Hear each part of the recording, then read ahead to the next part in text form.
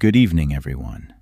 Tonight, we're embarking on an extraordinary journey, delving into the captivating saga of the Nubian Black Pharaohs, magnificent rulers who didn't just challenge but utterly transformed the power dynamics of the ancient world. They dared to turn the tables on one of history's most enduring empires. Before we fully immerse ourselves in their epic story, I invite you to take a moment. If you find value and genuine enjoyment in these explorations, please consider liking this video and subscribing to the channel. Your engagement truly helps these historical narratives reach a wider audience. And I'd love to hear from you in the comments below. Tell me where you're tuning in from and what time it is in your corner of the globe. It's always a profound pleasure to connect with our growing community around the world. Now, let's set the stage. Perhaps you could dim the lights, allowing the screen to become your window to the past. Maybe even turn on a fan for that soft, almost meditative hum in the background. Settle in, breathe deep, and let's gently ease into tonight's profound journey together. Congratulations! The veils of time have parted, and you've just stirred from slumber in the 8th century BCE. You are no ordinary mortal in this ancient dawn, for you are Pi, soon to rise as the first Nubian pharaoh of Egypt's glorious 25th dynasty. The first gentle touch of the morning sun filters through the intricately carved window of your palace in Napata, casting long, shifting shadows across the cool sandstone floor. Beyond the thick, sculpted walls, the soft, rhythmic murmur of the Nile River is a constant, comforting presence, the very life-giver to your thriving kingdom of Kush. You are on the precipice of destiny. The good news, if one were to frame it so, is that you are about to command one of history's most formidable empires, and dominion that will stretch from the sun-drenched lands deep within present-day Sudan all the way to the shimmering Mediterranean Sea. The less comfortable truth, the bad news, is that your tenure as a Nubian pharaoh will demand every fiber of your being, testing the limits of your diplomatic cunning, your unparalleled military prowess, and your sacred, undeniable connection to the gods themselves. You swing your legs over the side of your sleeping platform, though bed feels an insultingly simple word for such an ornate piece. It is a masterpiece, carved from the rarest, most fragrant precious woods, inlaid with intricate designs of gleaming gold and luminous ivory, and draped with the finest, most gossamer soft linens. The chamber around you is vast and surprisingly cool, a sanctuary against the growing heat already pressing against the outside world. One must truly concede the architectural genius of the ancient Nubians.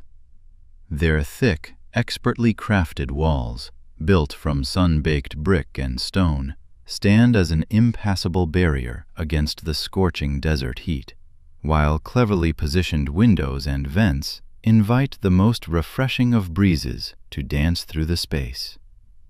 A servant, a shadow of efficiency, enters silently, his head bowed so low his gaze meets only the intricate patterns of the floor.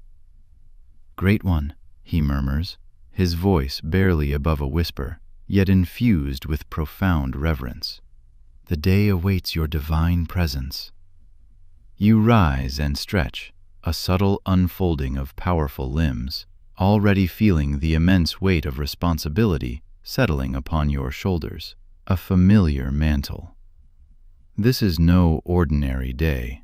Today, you will put the final seal on the audacious plans for your northern campaign, the historic push into Egypt that promises to irrevocably alter the very fabric of power between these two ancient and intertwined civilizations. Two attendants, moving with practiced grace and an almost ceremonial solemnity, step forward to begin your morning rituals. One might foolishly imagine the life of a pharaoh to be one of languid ease, spent issuing pronouncements from a comfortable throne. But you are about to discover that every single moment, every gesture, every breath is meticulously scripted with profound religious significance and bound by centuries-old royal protocols. The first act is purification. Water, drawn directly from the sacred Nile, shimmers in a magnificent golden basin, its surface reflecting the soft lamplight. As it is poured, cool and clear, over your outstretched hands, the air fills with the resonant murmur of prayers, invoking Amun-Ra, the primordial god your people have revered for countless generations. The Nubians, for as long as memory stretches, have held Amun-Ra in the highest esteem, the very same deity whose monumental temple at Karnak is the spiritual heart of Egypt. This shared, deeply held religion is not merely a commonality. It is the crucial cornerstone of your impending conquest. You do not merely see yourself as invading Egypt. You view your mission as a holy duty, a divine mandate to restore proper worship, truth, and cosmic order. Maat, to a land that has regrettably fallen into profound chaos and spiritual neglect.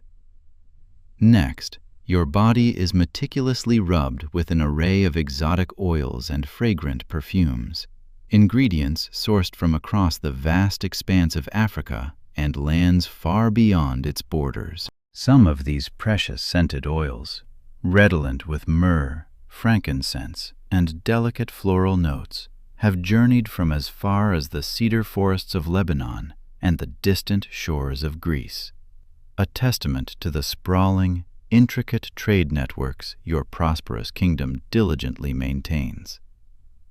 The palace attendants, their hands precise and efficient, work in perfect, respectful silence. The finest, most exquisite oils, each drop a concentrated essence of luxury, are reserved solely for you. Indeed, a single, tiny vial of these fragrant elixirs might easily represent what a common farmer toils an entire year to earn. Then comes the elaborate process of dressing, and you must swiftly become accustomed to the considerable weight and intricate nature of kingship's regalia. A simple, yet exquisitely tailored, white kilt of the finest, almost translucent linen forms the elegant base of your royal outfit. Over this, a broad, vibrant sash, a kaleidoscope of rich colors, is wrapped precisely around your waist, its intricately embroidered ends hanging gracefully down the front. This is no mere fabric. It is a tapestry, woven with powerful symbols and patterns, each thread intricately denoting your inviolable royal status.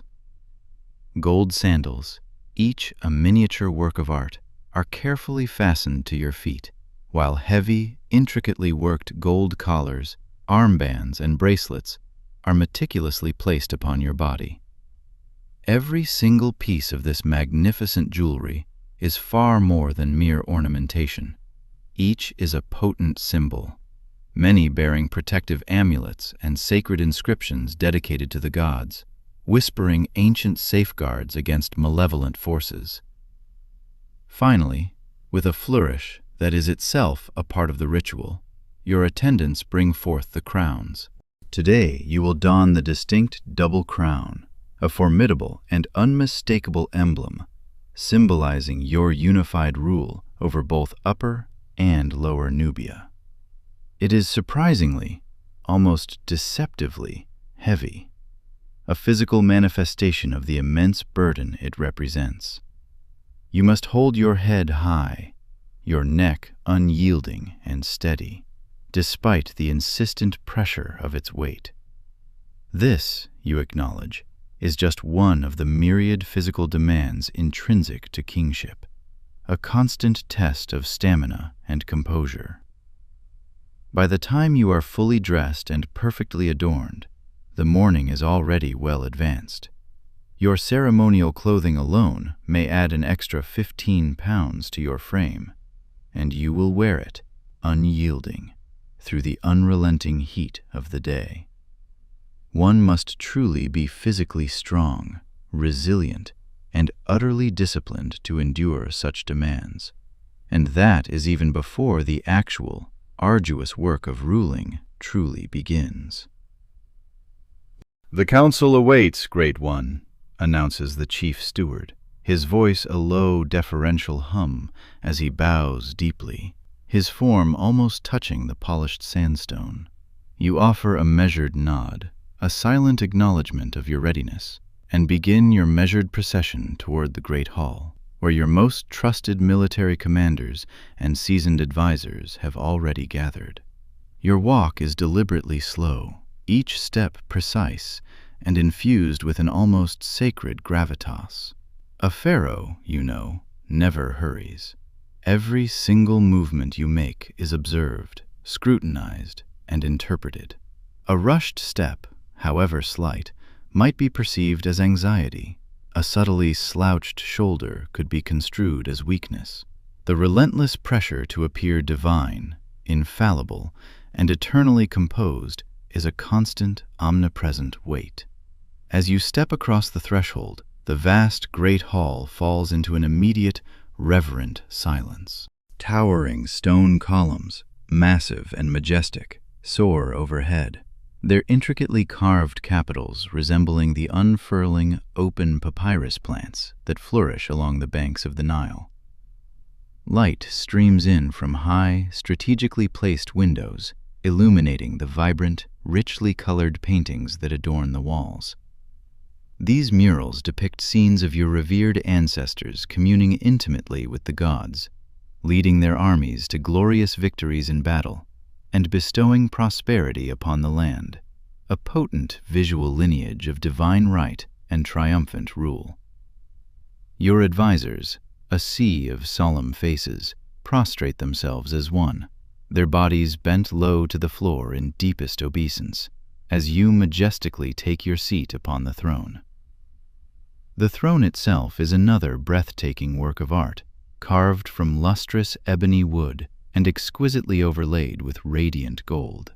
Its arms terminate in fierce, exquisitely rendered lion heads, ancient symbols of royal power, unyielding protection, and formidable strength. "Arise," you command, your voice a rich baritone that effortlessly fills and echoes through the cavernous chamber.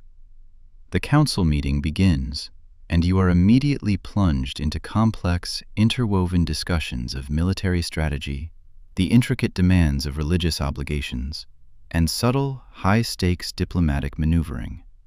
It is here, in the crucible of governance, that you truly grasp that being pharaoh is not merely about exuding magnificent splendor. It demands a keen, penetrating intelligence, an unwavering strategic mind, and a masterful understanding of the intricate currents of politics and human nature. Your general, Tenact, a man whose hardened face speaks of countless campaigns, approaches with a map meticulously drawn on aged papyrus, unrolling it with practiced ease. "Divine One," he begins, his voice firm and clear. "Our scouts report that Egypt remains fragmented. The local princes squabble endlessly amongst themselves, their central authority having utterly collapsed." He points to various locations on the map: Memphis, Thebes, Heracleopolis, each marked as controlled by different, often competing factions. You nod thoughtfully, the grim reality settling upon you.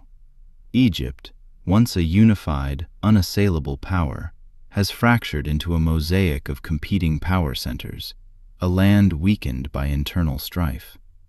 The land to your north has entered what historians, centuries hence, will term its third intermediate period, a prolonged and tumultuous era of political fragmentation and disunity.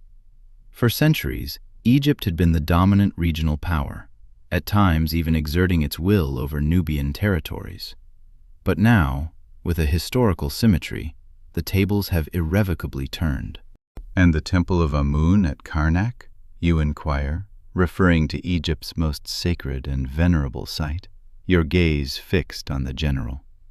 The priests there grow deeply concerned, replies your high priest, his voice tinged with gravity. They believe proper rituals are being grievously neglected. They would welcome a strong ruler, a true champion, who respects the ancient ways. This, you understand, is the crucial, pivotal information. You have meticulously portrayed yourself not as a foreign conqueror, but as the destined restorer of Maat, the ancient Egyptian concept of cosmic truth, divine balance, justice, and universal order. Your audacious invasion, therefore, will be framed not as an act of aggression, but as a righteous religious duty, a sacred mission to bring proper worship and divine principles back to a land that has tragically strayed from its spiritual foundations. As the meeting progresses, you learn that your formidable army is nearly at its peak readiness. The legendary Nubian archers, the fearsome bowmen of Kush, whose unmatched skill is a whispered legend throughout the entire ancient world, form the unyielding backbone of your forces. These warriors, honed by generations of relentless training, possess the astonishing ability to hit targets at distances that would seem utterly impossible to other armies of the time, their arrows piercing armor with brutal efficiency. Your personal guard, comprised of the most elite of these archers, stands at silent, unwavering attention along the walls of the hall, their powerful composite bows held ready. But you know that military might alone will not secure your rightful place as pharaoh.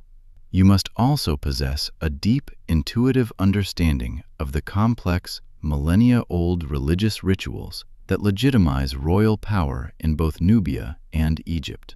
The oracle of Amun at Jebel Barkal has spoken favorably of your campaign, Divine One, the high priest informs you, his eyes gleaming with spiritual conviction. Jebel Barkal, you know, is that distinctive flat-topped mountain, its solitary pinnacle, when viewed from the west, resembling the fearsome, rearing cobra, the uraeus symbol of supreme royal authority. This sacred site is hallowed ground to both Nubians and Egyptians, believed to be the very southern home of Amun-Ra himself.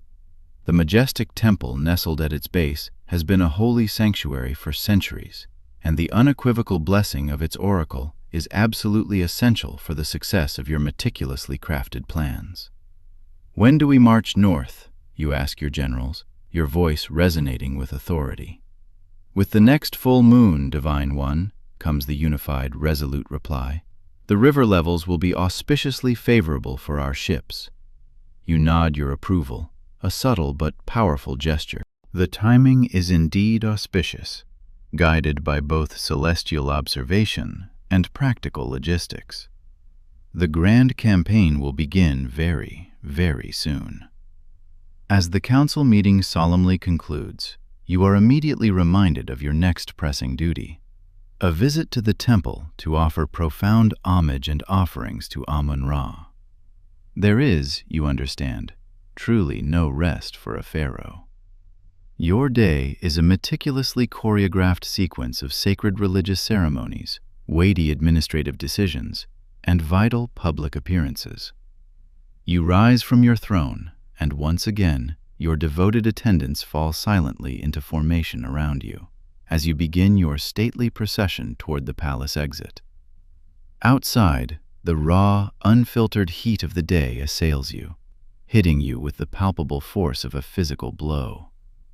The temperatures in this region, at the peak of the year, can soar to an infernal 120 degrees Fahrenheit, 49 degrees Celsius. Even now, well before the zenith of midday, the very air shimmers and dances with heat above the sun-baked stone pathways, distorting the view. Your people, a throng stretching along the route to the temple, instinctively fall to their knees as your procession passes. To them, you are not merely a king, a mortal ruler. You are a living God, the tangible embodiment of divine power on earth. It is an incredibly heavy burden to bear, this perception. Every blessing in their lives, from the life-sustaining annual flooding of the Nile to the miraculous success of their essential crops, is believed to flow directly from your divine connection. And conversely, every hardship, every drought or plague might be tragically interpreted as a dire sign of divine displeasure, a reflection on your perceived failure to maintain cosmic order. The stately procession makes its way through the bustling, vibrant city of Napata, your magnificent capital. It is a prosperous, well-ordered place, with sturdy, well-built homes of mud brick for the ordinary citizens, and grander, more imposing stone structures for the nobility, and, of course, the magnificent temples. The markets hum with an electrifying energy, a cacophony of voices, and a kaleidoscope of colors, as traders from across the known world offer their diverse goods. Glittering gold from the rich mines of the eastern desert, lustrous ivory from the southern reaches, exotic fragrant woods, pungent spices, and sparkling precious stones. You feel a profound sense of pride in this city, your heart swelling. Napata stands at a crucial crossroads of ancient trade routes, allowing your kingdom to strategically control the vast commerce flowing between Central Africa and the mighty empire of Egypt. This unparalleled strategic position has brought immense wealth to your kingdom, wealth that now, vitally, finances your formidable armies and your ambitious, monumental building projects. The Temple of Amun looms majestically before you, its massive stone pylons towering like mountains over the surrounding buildings, reaching toward the searing blue sky. Built in the grand Egyptian style, yet infused with distinctive, unmistakably Nubian elements, perhaps a unique ram-headed sphinx, or a specific relief style, it stands as a powerful testament to the deep cultural connections between your people and those you are destined to rule. Priests, cloaked in pristine white linen robes, await your arrival, their faces solemn, censers of smoking incense held reverently in their hands, their movements creating fragrant, ethereal clouds. The temple interior is a blessed haven, cool and dim after the blinding brightness outside. Light filters through small, high openings in the monumental stone, creating dramatic, almost theatrical beams that illuminate the sacred spaces, dancing on ancient carvings. The rich, enveloping scent of myrrh and frankincense fills the air, and the soft, rhythmic murmur of prayers from the priests creates a hypnotic, almost trance-like atmosphere. Here, in the inner sanctuary, a place so holy that only you and the highest priests may ever enter, stands the sacred bark of Amun, an exquisite model boat in which the god's spirit is believed to reside. You perform the rituals precisely as tradition demands, making offerings of rich foods, sacred wine, and other precious items, each chosen with utmost care. The high priest intones prayers in both the ancient Nubian language and Egyptian, another potent sign of the profound cultural duality and strategic vision of your kingdom. The ritual is lengthy and intensely physically demanding, standing in the same precise position for extended periods, performing intricate, precise movements, all while bearing the considerable weight of your heavy royal regalia. It is exhausting, but any flicker of fatigue, any hint of discomfort, would be utterly unthinkable. Divine kings, after all, do not exhibit human weakness. As the ceremony reaches its solemn conclusion, the high priest turns to you, his eyes alight with spiritual revelation. "Amun has spoken," he announces, his voice echoing with prophetic certainty. "He blesses your northern campaign and confirms you as his chosen one, who will restore proper worship in the two lands. This divine endorsement, spoken with such authority, is the final, essential piece you needed.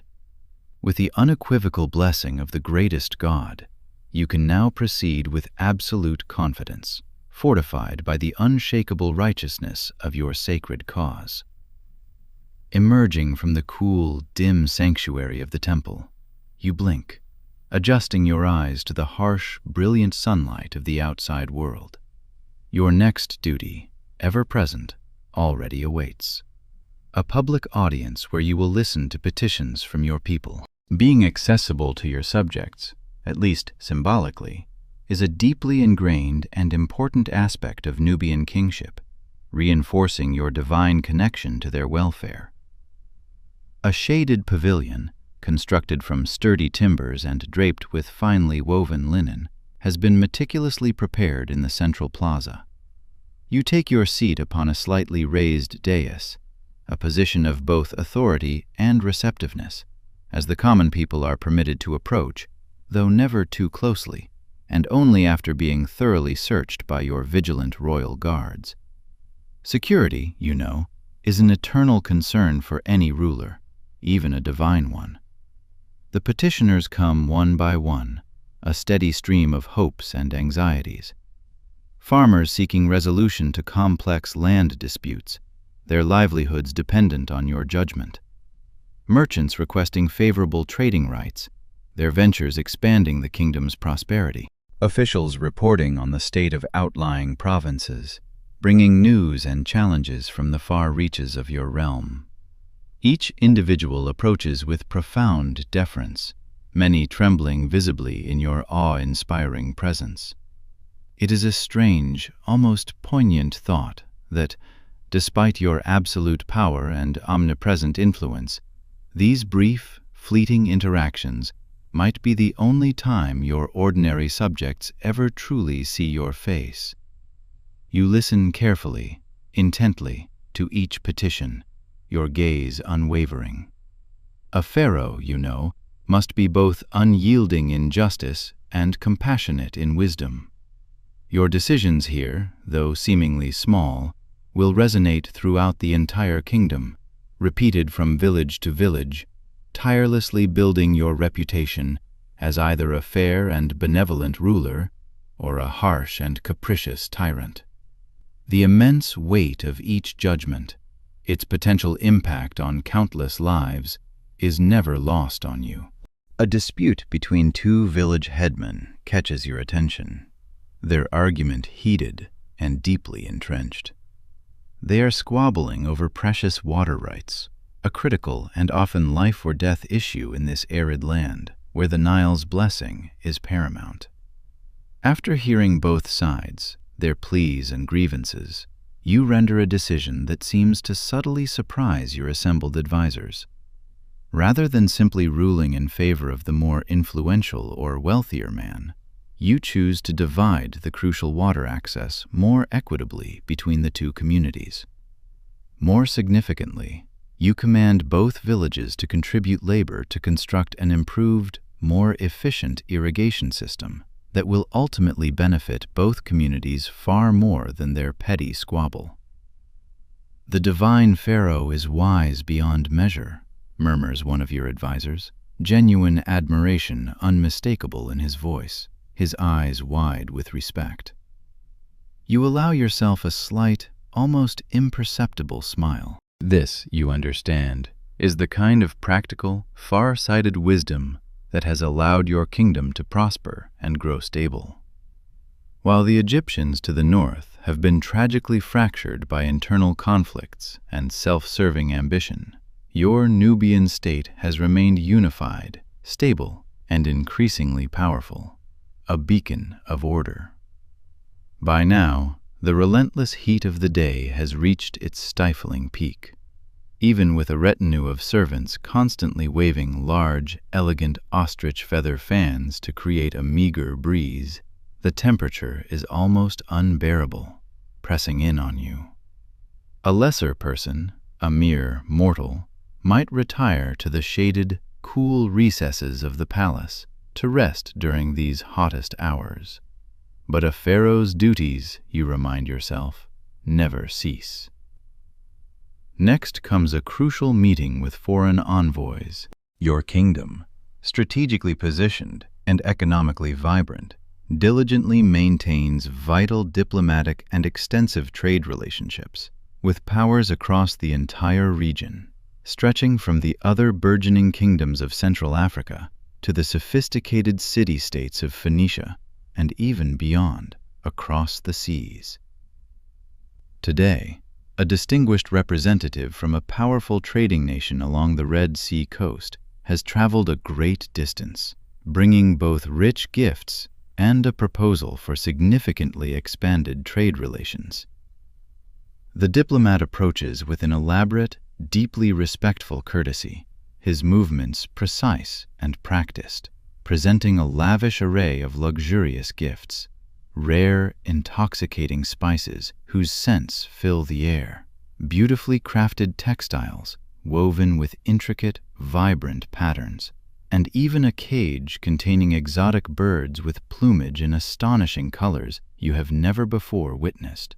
In return, upholding ancient tradition and showcasing your kingdom's wealth, you present him with a generous offering of gold, the precious metal for which your land is famously renowned, along with lustrous ivory and finely crafted Nubian pottery, each piece a testament to your artisan's skill. The diplomatic discussions that follow are intricate and multifaceted, delving into complex issues such as fair tariff rates, the protection of vital trade routes, and mutual defense pacts against the ever-present threat of desert raiders, who might imperil precious merchant caravans. You navigate these negotiations with formidable skill and astute diplomacy, securing highly favorable terms for your kingdom, while meticulously maintaining the profound dignity and captivating mystery that intrinsically surrounds your divine status. As the foreign envoy departs, visibly impressed by both your keen wisdom and the dazzling splendor of your royal court, your chief steward approaches, his voice hushed and deferential. "Divine One," he says quietly, "the royal architect awaits your approval for the new temple designs." You suppress a faint internal sigh. The administrative demands of kingship, you realize, are truly endless, a relentless tide of decisions and responsibilities. Now you must turn your formidable intellect to reviewing the intricate plans for the monumental buildings that will stand as an eternal testament to your legacy. These colossal structures, you know, will endure for thousands of years, whispering tales to future generations of your immense power and your unwavering devotion to the gods. The architect, a man whose passion for his craft shines in his eyes, reverently unrolls several papyrus scrolls containing detailed, exquisitely rendered drawings. The proposed temple complex is breathtakingly ambitious. Massive, imposing pylons reaching skyward, vast columned halls designed to inspire awe, sacred sanctuaries nestled within, and an array of accompanying structures that will demand years of relentless labor from thousands upon thousands of workers. The central sanctuary, the architect explains, his finger tracing a precise line on the scroll, will align perfectly with the rising sun on the very day of your coronation, Great One.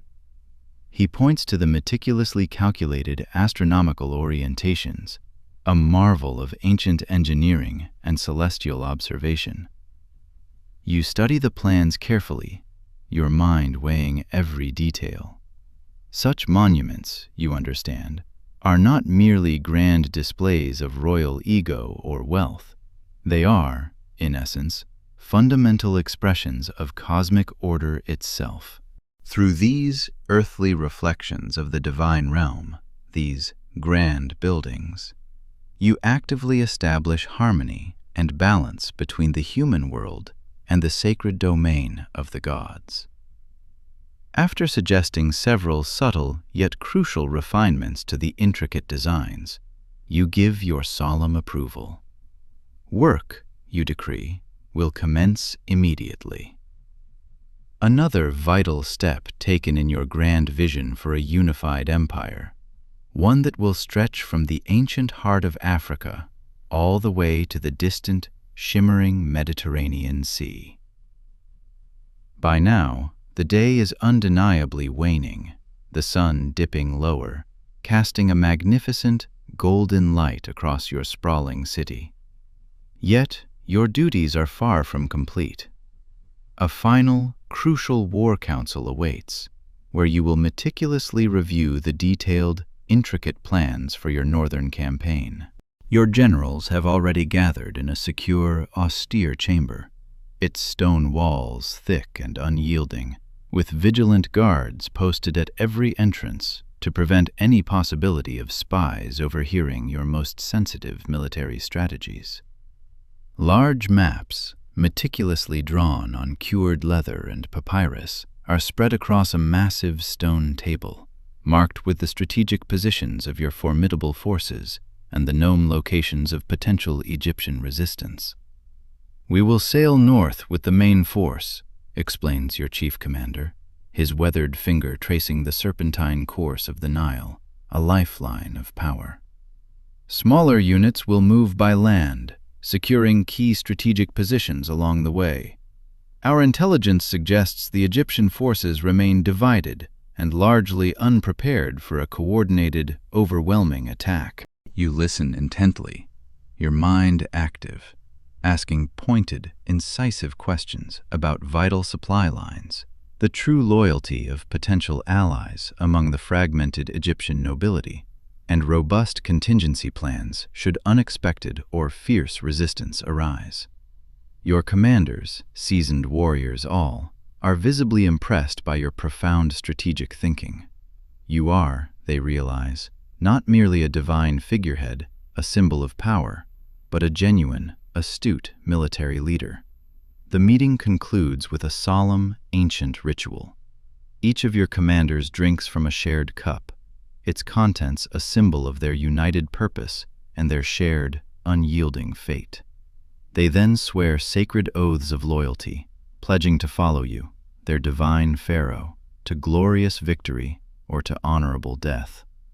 "For Amun-Ra and the divine Pharaoh," they proclaim in unison, their voices ringing with fervent conviction, echoing powerfully off the stone walls of the chamber. As the war council disperses, its strategic goals now firmly set, you are finally able to retire to your private chambers. Attendants, moving with quiet efficiency, carefully remove your heavy crown and ceremonial garments, replacing them with lighter, more comfortable robes for the evening. They bring food, a lavish and exquisite meal of succulent roasted meats, sweet fresh fruits, freshly baked bread, and fine wine, all meticulously tested by food tasters before it ever reaches your table. Despite the pervasive luxury that surrounds you, you eat moderately, with careful discipline. A clear head, you know, is absolutely essential for the monumental challenges that lie ahead. As you dine, scribes read to you from important reports and ancient historical texts, vital information you need to absorb, to internalize, before tomorrow's demanding duties begin anew. Finally, as night fully envelops your palace, you find a rare, precious moment of solitude. Standing on your private balcony, the cool night air a welcome balm, you look out over your sleeping capital, Napata, a city now quiet under the vast, starlit sky. In the distance, the mighty Nile gleams silver in the soft moonlight, the very same river that flows through the heart of Egypt, the land you will soon claim as your own. You contemplate the immense weight of history pressing upon your shoulders. For centuries, Egypt had exerted its dominance over Nubia, casting a long shadow. Now, you, Pi, will irrevocably reverse that dynamic, leading a glorious Nubian dynasty to rule over a newly unified empire. It is a moment, you know with absolute certainty, that will be remembered for thousands of years, though perhaps not always as accurately or completely as you might hope. Future civilizations, tragically, will sometimes forget that your kingdom of Kush was every bit as sophisticated, as cultured, and as powerful as Egypt itself. They will, perhaps, overlook the profound fact that Nubia possessed its own ancient traditions, its own unique writing systems, and an impressive, vibrant civilization that flourished independently of Egyptian influence for millennia. But you do not know this yet, in this quiet, reflective moment. Right now, your entire being is focused on the immense, immediate task before you. As you finally prepare for sleep, ritual prayers are spoken softly. Protective amulets are carefully placed beside your ornate bed, warding off malevolence. Even your rest, you realize, is meticulously surrounded by ceremony and imbued with divine significance. You close your eyes, knowing that tomorrow will bring yet another day of relentless duties, complex, far-reaching decisions, and the final preparations for the campaign that will make you, Pi, the first Nubian pharaoh of Egypt's legendary 25th dynasty. A truly remarkable, epic-defining moment when the traditional power dynamic between two ancient civilizations was dramatically and gloriously reversed. Your last thought before gently drifting into the embrace of sleep is that perhaps the most challenging aspect of being a Nubian pharaoh isn't the intense physical demands or the constant, intricate ceremonies. It's the sheer, crushing weight of destiny itself. You stand at an absolutely pivotal moment in history, and the decisions you make, the path you forge, will echo through the centuries, shaping the future of two great peoples. The gentle, rustling sound of the night breeze whispering through the palm trees outside your window gradually fades into the background as sleep finally overtakes you. Tomorrow, your journey to change the course of history continues. The morning comes early, as it always does in the desert lands, a relentless cycle of sun and dust. The first hesitant rays of sunlight filter through the narrow, high window of your palace chamber, painting the cool stone floor with ephemeral gold. But before you can fully appreciate this brief, peaceful moment of dawn, your attendants arrive, their presence a soft reminder of the day. The morning of the 8th century BCE dawned not upon an ordinary man, but upon Pi, who would soon become the first Nubian pharaoh of Egypt's 25th dynasty, a ruler destined to dramatically shift the balance of power in the ancient world. The first rays of sunlight, diffused and gentle, filtered through the high, narrow windows of your royal palace in Napata, painting long, shifting shadows across the cool sandstone floor. Beyond the thick, expertly crafted walls, the eternal murmur of the Nile reached your ears, the lifeblood of Kush, your flourishing kingdom. This day, you knew, marked the threshold of an unprecedented era. You were on the cusp of wielding power that would command an empire stretching from the heart of present-day Sudan all the way to the distant shores of the Mediterranean Sea. Yet, with this immense power came an equally immense burden. Your day, as the divinely appointed Nubian pharaoh, would demand every fiber of your diplomatic acumen, military genius, and profound connection to the gods. With a deep breath, you swung your legs over the side of your sleeping platform, a masterpiece carved from rare, fragrant woods, inlaid with gleaming gold and lustrous ivory, and draped with the softest, most finely woven linens. The chamber around you, despite the burgeoning desert heat outside, remained a sanctuary of spacious coolness.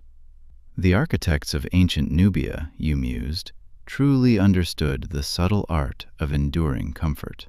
Their thick, sun-baked walls repelled the oppressive heat, while cleverly angled windows invited refreshing cross-breezes. A servant, a shadow in the dim light, entered with silent, practiced steps. His head bowed so low his eyes were fixed on the floor. "Great One," he murmured, his voice barely a whisper, "the day awaits your divine presence." You rose and stretched, the familiar weight of responsibility settling upon your shoulders, not as a burden, but as a mantle. This was no ordinary day. Today, you would finalize the intricate plans for your northern campaign, the historic push into Egypt that promised to redefine the relationship between these two ancient, often intertwined powers forever. Just as the sun climbed higher, two more attendants entered, their movements fluid and precise, to commence your morning rituals. Far from being a life of idle command, every moment of a pharaoh's existence was meticulously choreographed, imbued with profound religious significance and unyielding royal protocols. First came the purification. Water, freshly drawn from the sacred Nile, was presented in a gleaming golden basin. As it was poured, cool and clear, over your hands, cleansing prayers were intoned, addressed to Amun-Ra, the magnificent god your people had revered for generations. The Nubians had long held Amun-Ra in the highest esteem, honoring the very same deity the Egyptians worshipped in their grand temple at Karnak. This shared spiritual foundation, you knew, would be an indispensable cornerstone of your coming conquest. You were not merely invading Egypt. You were, in your own eyes and in the eyes of your priests, restoring proper worship and divine order to a land that had tragically descended into chaos. Next, your body was anointed with precious oils and perfumes, concocted from exotic ingredients sourced from across the vast expanse of Africa and lands far beyond. Some of these fragrant essences hailed from as distant as Lebanon and even Greece, tangible proof of the extensive and sophisticated trade networks your flourishing kingdom meticulously maintained. The palace attendants worked in practiced silence, their hands swift and efficient, each gesture imbued with reverence. The finest, most exquisite oils were reserved for you alone. A single tiny vial could command the annual earnings of a common farmer. Then came your clothing, and with it, the undeniable weight of kingship's heavy regalia. The base of your attire was a simple, yet exquisitely tailored white kilt, fashioned from the finest Egyptian linen, so soft it felt like spun air against your skin. Over this, a broad, vividly colored sash was carefully wrapped around your waist, its end falling gracefully in front. This was no mere fabric. It was intricately woven with patterns and symbols that proclaimed your exalted royal status to all who beheld it. Gold sandals, embossed with protective emblems, were fastened to your feet, while heavy, intricately worked gold collars, armbands, and bracelets were meticulously placed upon your body. Each piece of jewelry was far more than mere adornment. They were potent symbols, many bearing protective amulets and sacred inscriptions dedicated to the gods. Finally, your attendants brought forth the crowns. Today, you would wear the distinct double crown, a powerful emblem symbolizing your unified rule over both Upper and Lower Nubia. It was surprisingly heavy, a constant physical demand, requiring you to hold your head high and steady throughout the day, a constant reminder of the many physical rigors of kingship. By the time you were fully dressed and adorned, the morning was already well advanced. Your ceremonial clothing and jewelry alone added an extra 15 pounds to your frame, a weight you would bear through the relentless heat of the day. Physical strength and unwavering endurance were not merely desirable traits for a pharaoh, they were absolute necessities. And this was before the actual work of ruling even began. "The council awaits, Great One," announced your chief steward, his voice hushed but firm, bowing deeply from the waist. You offered a brief, regal nod and began your measured walk towards the great hall, where your most trusted military commanders and seasoned advisors had already gathered. Your gait was deliberate, every step carefully placed, every movement imbued with a sense of calm authority. A pharaoh, you understood implicitly, never hurried. Every gesture, every slight shift in posture was meticulously observed and interpreted. A rushed step could be misconstrued as anxiety, a slouched shoulder as a sign of weakness. The relentless pressure to embody the divine and appear infallible was a constant companion. As you entered, a profound silence descended upon the vast hall. Towering stone columns, their capitals exquisitely carved to resemble the unfurling papyrus plants that thrived along the Nile, soared towards the distant ceiling. Sunlight, streaming in through high, narrow windows, cut dramatic beams across the space, illuminating the vibrant paintings that adorned the walls. Scenes depicting your revered ancestors communing with the gods, leading triumphant victories in battle, and ensuring the prosperity of the land.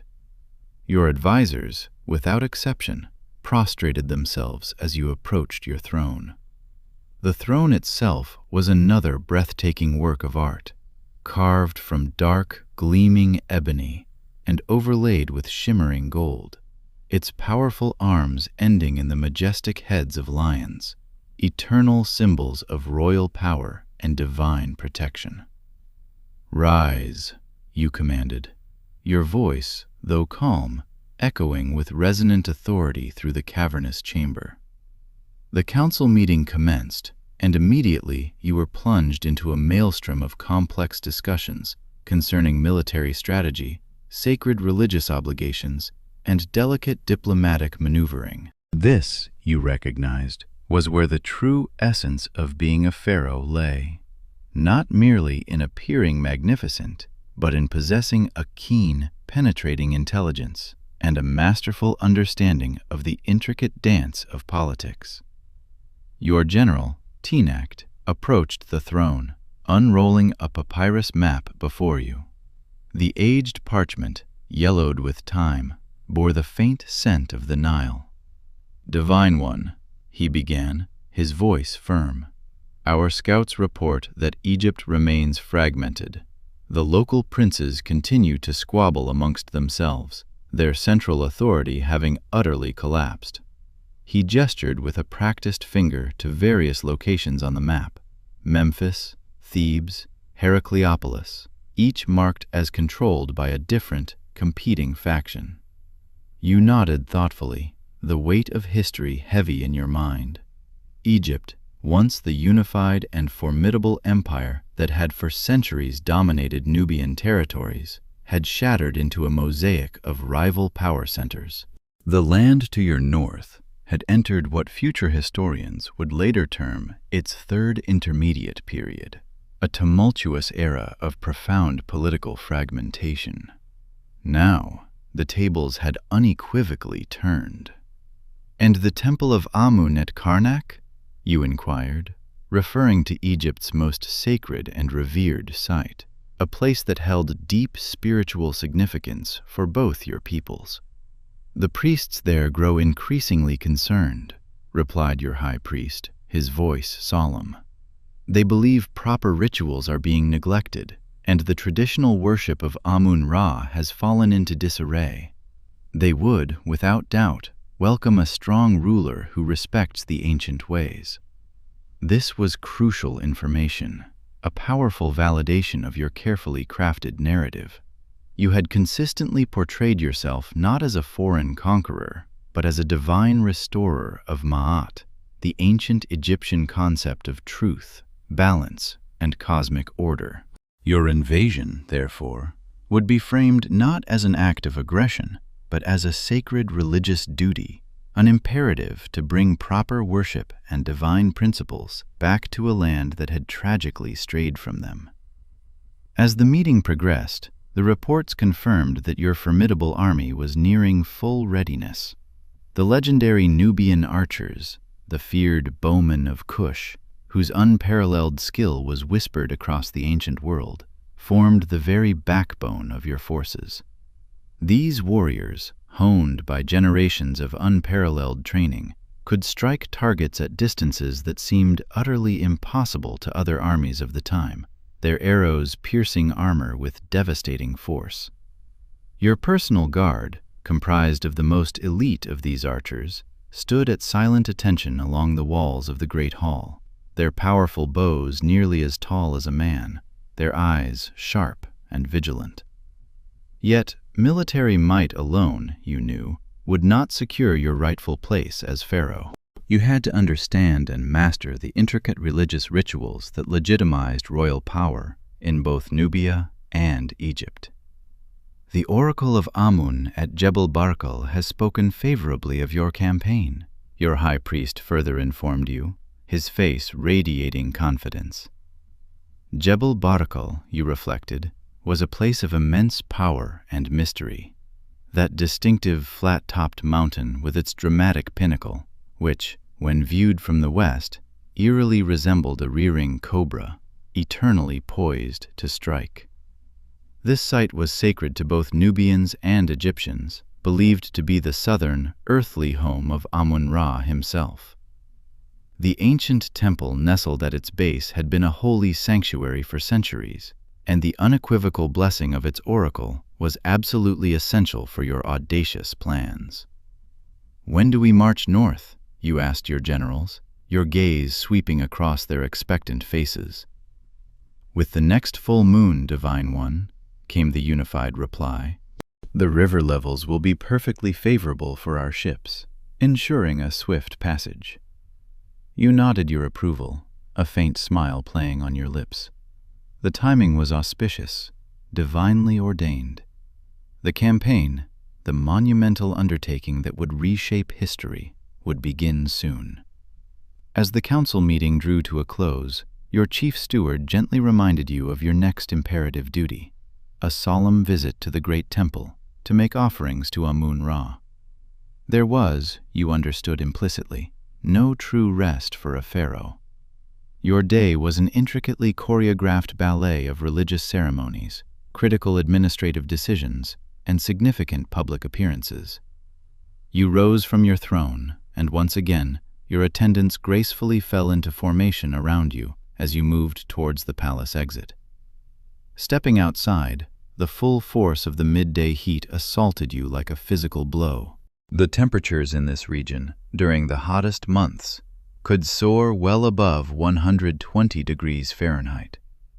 Even now, well before noon, the air above the sun-baked stone pathways shimmered with an almost liquid intensity.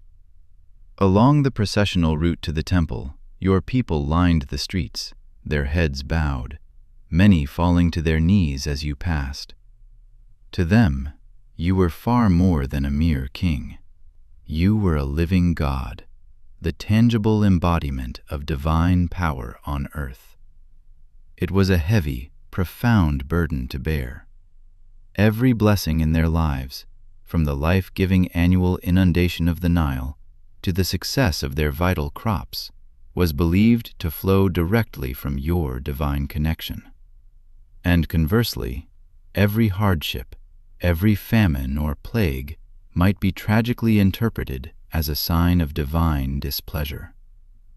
The grand procession made its way through the bustling, prosperous city of Napata, your vibrant capital. It was a testament to your kingdom's wealth and ingenuity, with sturdy homes of sun-dried mud brick for the ordinary citizens, and more imposing stone structures reserved for the nobility, the temples, and the royal palace itself. Markets buzzed with vibrant activity, a cacophony of voices and exotic scents, as traders offered a dazzling array of goods from throughout the known world. Gleaming gold from the mines of the eastern desert, precious ivory from the south, rare exotic woods, aromatic spices, and dazzling precious stones. You felt a surge of pride for this city, your jewel. Napata stood at a crucial crossroads of ancient trade routes, allowing your kingdom to strategically control commerce between Central Africa and Egypt. This advantageous position had brought immense wealth to Kush, wealth that now fueled your burgeoning armies and funded your ambitious monumental building projects. The Temple of Amun, majestic and imposing, now rose before you, its massive stone pylons towering dramatically over the surrounding buildings. Constructed in the grand Egyptian style, yet infused with distinctive Nubian architectural elements, it stood as a powerful testament to the deep cultural connections between your people and those you soon intended to rule. Priests, robed in immaculate white linen, awaited your arrival, censers of smoking incense held reverently in their hands, their movements slow and deliberate. The temple interior, after the blinding brightness outside, was a welcome sanctuary of cool, echoing dimness. Light, filtering through small, high openings, created dramatic, ethereal beams that illuminated the sacred spaces.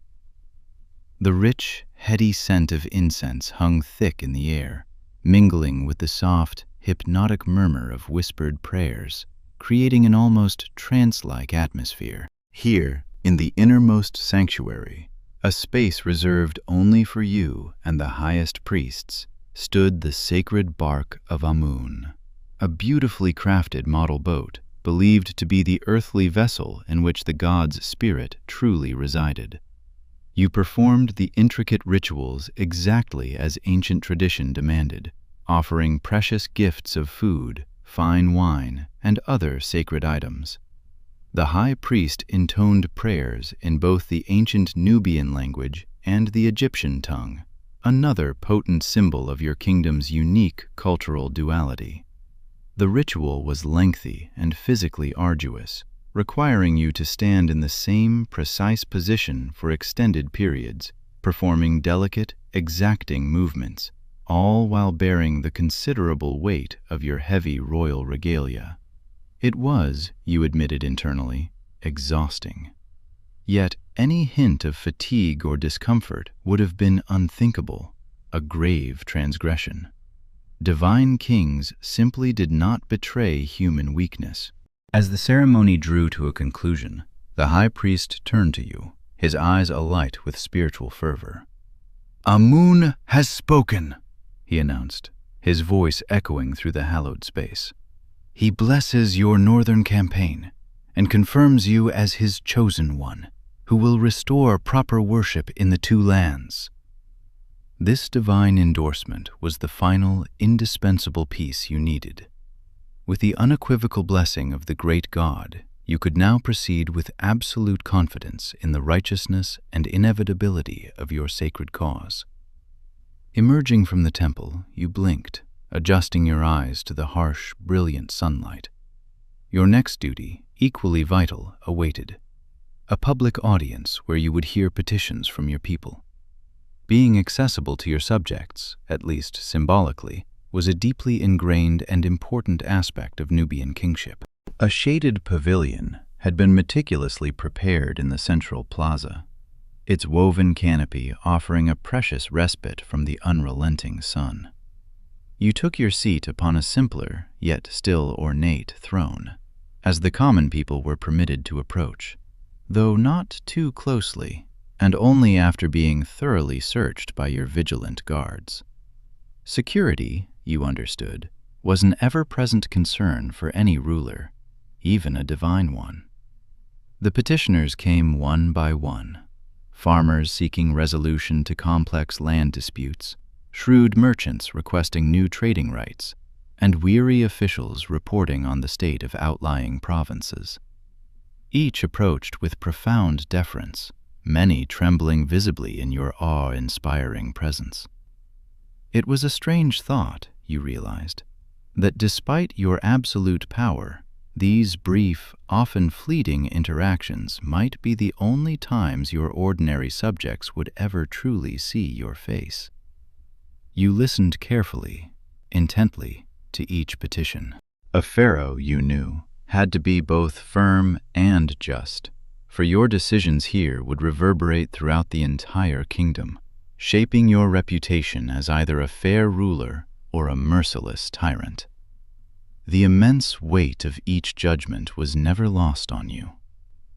A particular dispute between two village headmen, arguing fiercely over critical water rights in this arid land, caught your keen attention. After patiently hearing both sides, you rendered a decision that seemed to surprise even your most seasoned advisors. Rather than simply ruling in favor of the more influential man, you chose to divide the water access more equitably, but with an additional, innovative command. Both villages were to contribute labor to construct an improved irrigation system that would ultimately benefit both communities far more substantially in the long term. "The divine Pharaoh is wise beyond measure," murmured one of your advisors, a note of genuine admiration in his voice. You allowed yourself a slight, almost imperceptible smile. This was the kind of practical, far-sighted wisdom that had allowed your kingdom to prosper and grow stable, while the Egyptians to the north had fractured under the weight of internal conflicts. By now, the merciless heat of the day had reached its searing peak. Even with attentive servants waving large ostrich feather fans to create a meager breeze, the temperature was nearly unbearable. A lesser person might have retired to rest during these hottest hours, but a pharaoh's duties, you knew, never ceased. Next came a crucial meeting with foreign envoys. Your kingdom diligently maintained intricate diplomatic and lucrative trade relationships with powerful entities throughout the region, from the other flourishing kingdoms of Central Africa to the prosperous city-states of Phoenicia and even further afield. Today, a distinguished representative from a formidable trading power along the Red Sea coast had arrived, bearing lavish gifts and an enticing proposal for expanded trade relations. The diplomat approached with an air of elaborate courtesy, his gestures graceful and formal, presenting a breathtaking array of luxurious gifts: rare aromatic spices from distant lands, exquisitely crafted textiles woven with threads of silver and gold, and a magnificent cage containing exotic birds whose plumage shimmered in iridescent colors you had never before witnessed. In return, you presented him with gleaming gold, the precious metal for which your land was justly famous, along with lustrous ivory and finely crafted Nubian pottery, known for its intricate designs and durability. The ensuing diplomatic discussions were intricate and multifaceted, delving into complex issues such as tariff rates, the protection of vital trade routes, and mutual defense pacts against the bands of ruthless raiders who frequently threatened merchant caravans. You navigated these negotiations with masterful skill, securing highly favorable terms for Kush while meticulously maintaining the serene dignity and divine mystery that perpetually enveloped your royal personage.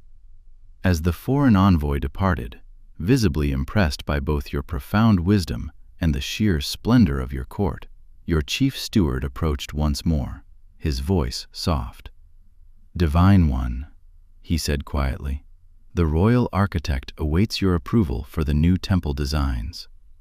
You suppressed a weary sigh, a private acknowledgement of the seemingly endless administrative demands of kingship. Now, you had to meticulously review the detailed plans for the monumental structures that would forever cement your legacy, buildings that would stand for millennia, silently narrating tales of your power and your unwavering devotion to the gods for generations yet unborn. The architect, a man whose face bore the marks of countless hours under the sun, reverently unrolled vast papyrus scrolls, revealing intricate drawings of the proposed complex. The vision was ambitious, massive pylons soaring into the sky, majestic columned halls echoing with ancient hymns, secluded sanctuaries, and accompanying structures that would demand years to complete and the disciplined labor of thousands. The central sanctuary, the architect explained with fervent enthusiasm, his finger tracing a precise line on the scroll, will align perfectly with the rising sun on the very day of your coronation, Great One. He pointed to the meticulously calculated orientations, a testament to the advanced astronomical knowledge of your kingdom. You studied the plans with intense concentration. Such monuments, you knew, were not mere displays of royal ego or fleeting grandeur. They were essential, tangible expressions of cosmic order, earthly reflections of the divine realm, designed to establish and maintain harmony between humans and gods. After suggesting several subtle but critical refinements to the designs, you gave your unqualified approval. Work, you commanded, would begin immediately. This was another monumental step in your grand vision for a unified empire, one that would stretch from the deepest heart of Africa to the sparkling Mediterranean Sea.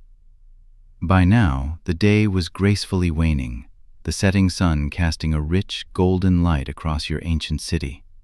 But your duties, you knew, were far from complete. A final crucial war council awaited, where you would meticulously review the detailed plans for your imminent northern campaign. Your most trusted generals had gathered in a secure subterranean chamber, its entrance guarded by silent, imposing figures whose only duty was to prevent any possibility of spies overhearing your vital military strategies.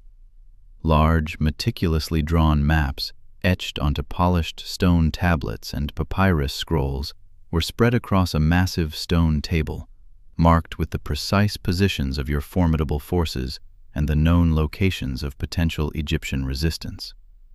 "We will sail north with the main force," explained your most senior commander, his finger tracing the winding course of the Nile on a map. "Smaller units will move by land to secure key strategic positions along the way. Our intelligence suggests the Egyptian forces are divided and woefully unprepared for a coordinated attack of this scale." You listened intently, asking pointed, incisive questions about supply lines, the rumored loyalty of potential allies among the fragmented Egyptian nobility, and robust contingency plans should unexpected, fierce resistance arise. Your commanders, you observed with satisfaction, were visibly impressed by your profound strategic thinking.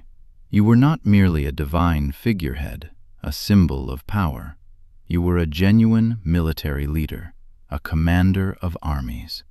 The meeting concluded with a solemn, ancient ritual. Each of your commanders, one by one, drank from a shared, ornate cup, a powerful symbol of your united purpose and their shared fate.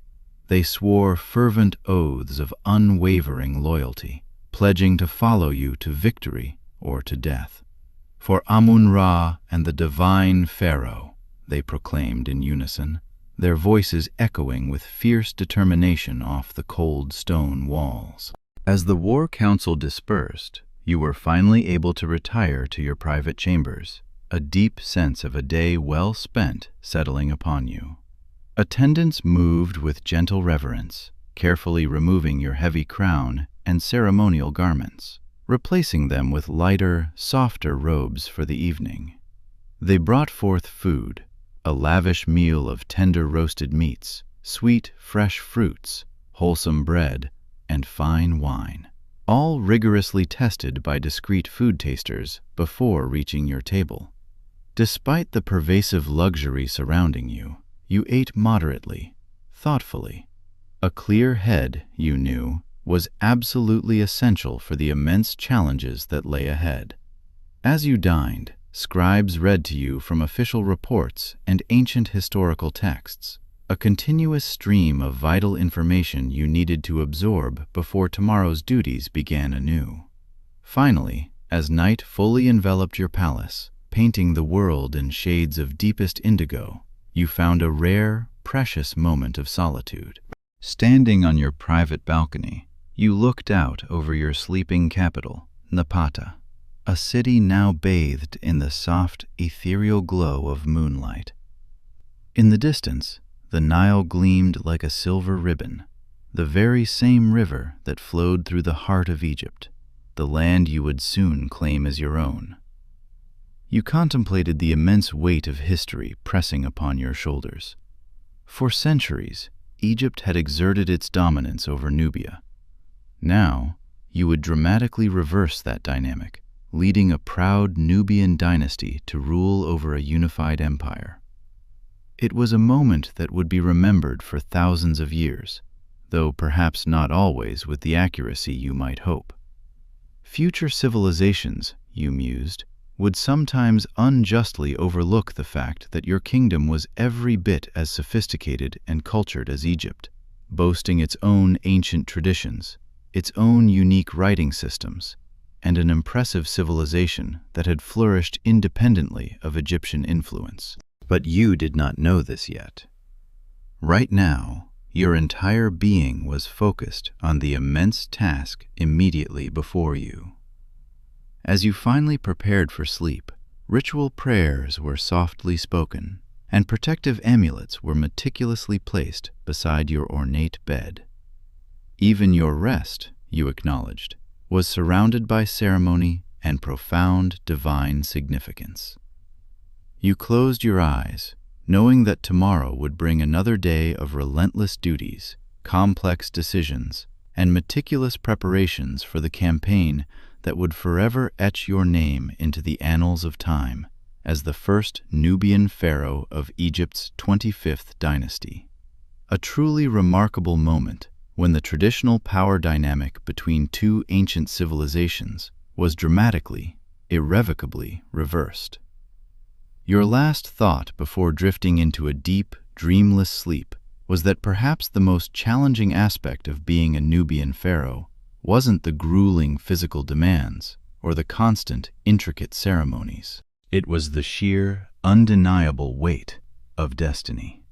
You stood at an irreversible, pivotal moment in history, and the decisions you made would resonate and echo through the centuries. The gentle sound of the night breeze, rustling softly through the fronds of the palm trees outside your window, gradually faded as sleep, finally, overtook you. Tomorrow, your extraordinary journey to change the course of history would continue. The morning arrived early, as it always did in the desert, painting the eastern horizon with hues of rose and gold. The first tentative rays of sunlight filtered through the narrow window of your palace chamber. But before you could fully appreciate the fleeting peacefulness of the dawn, your attendants arrived, their movements signaling the commencement of another demanding day as Pharaoh Pi. Yet, today was undeniably different. Today marked the very beginning of your historic northern campaign, the long-awaited invasion of Egypt. Your vast armies had assembled, your magnificent ships were prepared and provisioned, and the oracles had delivered unequivocally favorable omens. The time had come to change the course of history. You rose and underwent the same elaborate morning rituals as before. The ritual purification with sacred Nile water, the anointing with fragrant oils, the meticulous dressing in your resplendent royal regalia. But today, your attendants added something profoundly special, something befitting a warrior king. A finely crafted breastplate of gleaming bronze scales, intricately sewn onto sturdy leather, was carefully placed over your royal garments, glinting in the morning light. Your sword, its hilt inlaid with shimmering gold and lustrous ivory, was ceremonially presented to you, its weight a familiar comfort in your hand. "May Amun guide your blade, Divine One," intoned the high priest, bowing deeply, his voice imbued with solemn blessing. You stepped outside your palace, the air cool, but growing warmer with the rising sun, to review your assembled forces. The sight was truly awe-inspiring. Thousands upon thousands of warriors, their formations stretching as far as the eye could see, a formidable sea of disciplined might. The famous Nubian archers, the elite units, stood tall and proud, their powerful bows nearly as tall as a man. These renowned bowmen were legendary throughout the ancient world for their unmatched accuracy and the tremendous armor-piercing force of their shots, capable of hitting targets at distances that seemed utterly impossible to other armies of the time. The soldiers, you noted with pride, had prepared themselves spiritually as well as militarily. Many had undergone ritual purification in the life-giving Nile, adhering to ancient traditions, and wore a variety of amulets for divine protection. Their bodies were painted with potent symbols, sacred to various gods, and many units carried standards topped with divine emblems: the majestic falcon of Horus, the revered ram's head of Amun. "Great One," your general approached, his expression resolute. "The fleet awaits your command." You nodded, a surge of adrenaline mingling with your customary calm, and made your way to the river's edge, where a vast fleet of ships lay prepared to transport your army northward. Your royal barge, a marvel of Nubian craftsmanship, rode majestically on the water, its hull painted with protective eyes to guide it safely through the treacherous cataracts. Its spacious cabin, reserved for you, was richly decorated with shimmering gold and precious materials. As you boarded, musicians struck up triumphant melodies on flutes and drums, their stirring rhythms filling the air. Priests burned fragrant incense, its smoke curling skyward, and recited ancient prayers for a successful campaign. The atmosphere was a potent blend of solemn determination and fervent religious conviction. This was not merely a military conquest. It was a divine mission to restore proper order and worship to a land that had tragically fallen into chaos. With a resounding blast of trumpets, the fleet began its journey downstream, the powerful current of the Nile carrying you north towards your destiny. But first, you had to navigate the challenging cataracts, treacherous sections of the river where rocky outcrops created dangerous rapids. Even for your experienced Nubian sailors, these passages were perilous, demanding skill and unwavering courage. As your fleet approached the first cataract, the seasoned crews sprang into action with practiced efficiency. Some ships, too large for the narrow channels, had to be partially unloaded, their precious cargo moved by land, while the vessels themselves were dragged through shallow passages. Others navigated tight gaps between jagged rocks, where a moment's inattention could spell disaster. You watched from your royal barge, a silent testament to your captain's remarkable skill, as they expertly guided the vessels through the churning, perilous waters.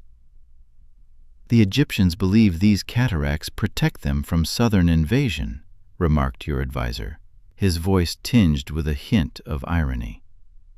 "They think no large army could successfully navigate these waters." You allowed yourself a slight smile, a flicker of confident anticipation in your eyes.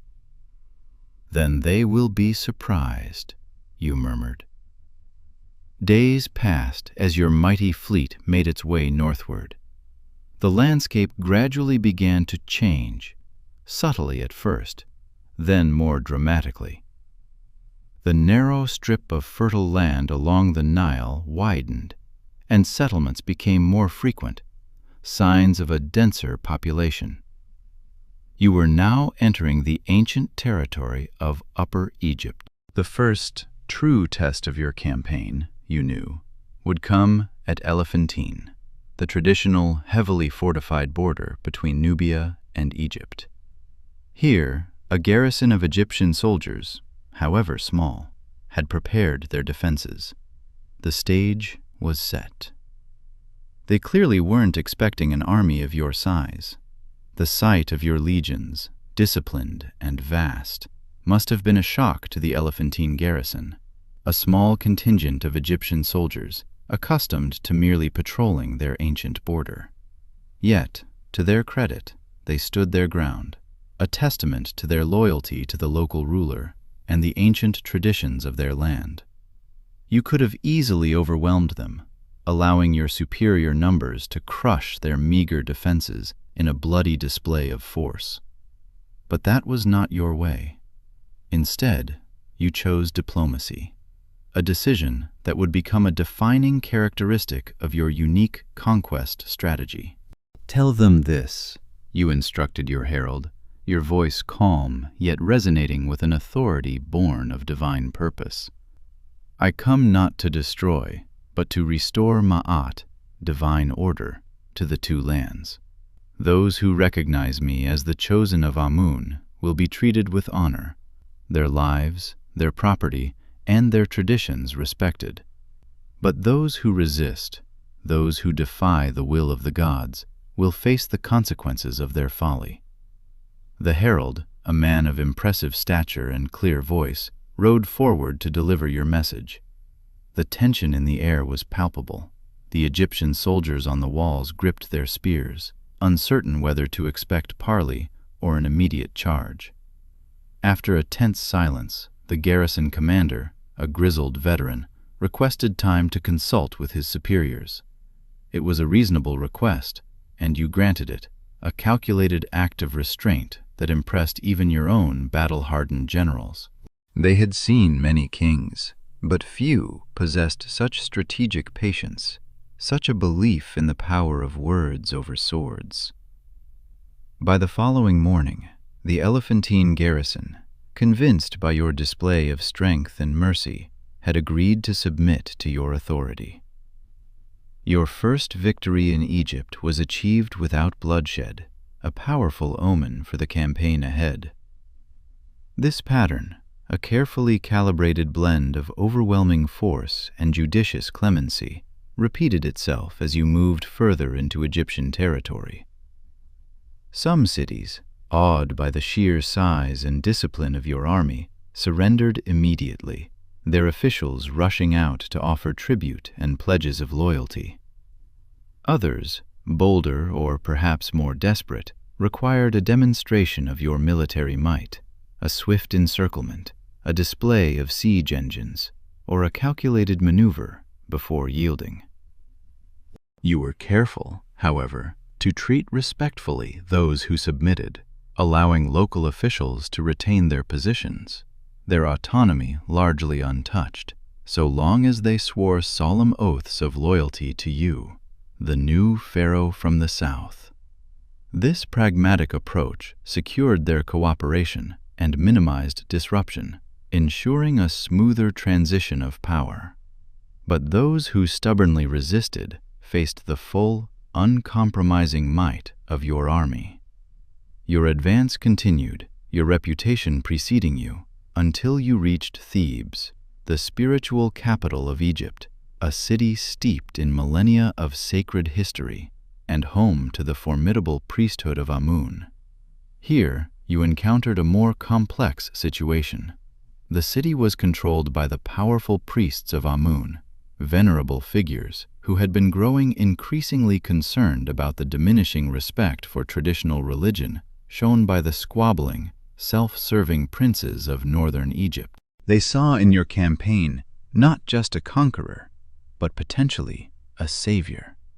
You sent trusted emissaries to the high priest of Amun at Karnak, a man whose spiritual authority rivaled that of any earthly king, explaining that you came not as a foreign invader, but as a champion of proper worship and divine order, divinely chosen to restore Maat. This message resonated deeply with the priests. They had heard of your profound devotion to Amun, of the magnificent temple-building projects you had already undertaken at Napata, your Nubian capital. They recognized in you a kindred spirit, a true believer. Thus, in a moment of profound spiritual and political significance, the high priest himself, a figure rarely seen outside the most sacred precincts, came to meet your royal ship as it docked at Thebes. He did not prostrate himself, as your Nubian subjects would, but bowed low, a gesture of profound respect that carried immense weight in Egyptian society. "The oracle has spoken," he announced, his voice resonating across the hushed docks. "Amun, our father, welcomes his son from the south. The gods have ordained your coming." This religious endorsement, coming from the very heart of Egyptian faith, was perhaps more valuable than any military victory. With the blessing of the Karnak priests, your legitimacy as a potential ruler of all Egypt was not just enhanced, it was divinely consecrated. You made lavish offerings at the majestic temple of Amun, demonstrating your piety with magnificent gifts and participating in elaborate rituals. You stayed for several days in Thebes, engaging in religious ceremonies and meeting with the city's powerful local nobles, securing their allegiance. The city's residents watched you with a mixture of curiosity and awe. Many had never seen a Nubian up close, let alone one claiming pharaonic authority, adorned in the regalia of Egypt's ancient kings. You were conscious of their scrutiny, understanding that every public appearance was a performance of power and piety. You ensured that each moment showcased both your regal bearing and your deep respect for Egyptian traditions, participating in age-old rites with genuine reverence. "They seem surprised that we are civilized," observed one of your Nubian commanders dryly, a hint of amusement in his tone, reflecting the ingrained prejudices often held by Egyptians towards their southern neighbors. "Let them be surprised," you replied, a knowing smile playing on your lips. "Soon they will understand that our civilization is as ancient, as sophisticated, and as divinely favored as their own." With Thebes secured through this masterstroke of diplomacy and religious alignment, your campaign continued northward, your army's morale soaring, your legitimacy solidified. The next major challenge, however, awaited at Hermopolis, a significant city controlled by a formidable prince named Namlot. Unlike the spiritually minded priests of Thebes, Prince Namlot had no intention of surrendering his authority without a fierce fight. The siege of Hermopolis would prove to be a true test of your military leadership, demanding strategic patience and tactical brilliance. For days, your forces meticulously surrounded the city, systematically cutting off all supplies, choking off its lifelines, while your engineers, highly skilled and innovative, prepared an array of advanced siege equipment. Your archers, renowned for their accuracy and discipline, kept the defenders pinned down, unable to effectively man their walls or launch effective counterattacks. The pressure mounted, starvation and despair setting in. Finally, recognizing the inevitability of defeat, Namlot, humbled but defiant, sent a messenger requesting terms of surrender. You entered the captured city with an extraordinary display of restraint, issuing strict orders to your soldiers, preventing any looting or harm to civilians. This clemency, a stark contrast to the brutal aftermath of most ancient conquests, made a profound impression on the populace. It was a clear message: your rule would bring stability and order, not destruction and chaos. It was in Namlot's opulent palace that you made a discovery that would, surprisingly, provoke one of the few cracks in your otherwise impenetrable royal composure. You found an impressive collection of horses, magnificent animals for whom you'd always held a special affection, considering them noble creatures worthy of the utmost respect. When you learned that Namlot's horses had been cruelly neglected during the siege, given inadequate water and food, you were genuinely angered. The sight of their emaciated forms, their once proud spirits dimmed, sparked a rare flash of personal indignation. "You failed to care for these innocent animals," you demanded of Namlot, your voice cold with indignation, far more severe than any reprimand for his military resistance. This shows a flaw in your character, a lack of compassion, far more concerning than your futile defiance on the battlefield. You immediately ordered your own trusted grooms to tend to the horses, providing them with the best care and nourishment. This unusual incident was deemed significant enough to be noted in the grand victory stele you would later commission, an intimate detail that revealed your profound personal values amidst the sweeping political narrative of your conquest. As your campaign continued northward, word of your approach, and more importantly, your policy of mercy toward those who submitted, spread like wildfire ahead of you. Several more cities, having heard of your unique blend of overwhelming power and compassionate governance, surrendered without resistance, their gates opening to welcome you rather than confront your army. But the greatest challenge still lay ahead: Memphis, the ancient administrative capital of Egypt, a city of immense strategic and symbolic importance. It was controlled by a formidable coalition of northern princes, defiantly led by a cunning ruler named Tefnacht. Memphis was heavily fortified, its towering walls thick and well-maintained, buttressed by centuries of defensive engineering. Its location on the Nile, commanding the vital waterways, made it strategically advantageous, a seemingly impregnable fortress. A frontal assault, you knew, would be unimaginably costly, perhaps even impossible. But you had by now developed a formidable reputation not only for military might, but also for clever strategy, a reputation you were about to cement forever. Under the cover of a moonless night, you executed a daring maneuver. A significant portion of your fleet, laden with elite troops, silently approached the city from an unexpected direction, utilizing a lesser-known canal or a less heavily guarded section of the riverbank. At dawn, your main land force began what appeared to be a direct, conventional assault on the main gates, a ferocious and highly visible diversion. While the bewildered defenders focused all their attention and resources on repelling this seemingly frontal attack, your ships landed troops at the less protected, virtually unguarded sections of the city walls. The battle for Memphis was fierce, but, remarkably, relatively brief. Your disciplined troops, having breached the walls, quickly established a foothold, and fighting erupted in the narrow, winding streets. You had given strict orders: avoid damaging the sacred temples, spare the innocent civilians, and show no quarter to the defending soldiers. By midday, the city's defenders had either fallen in battle or surrendered, their resistance broken.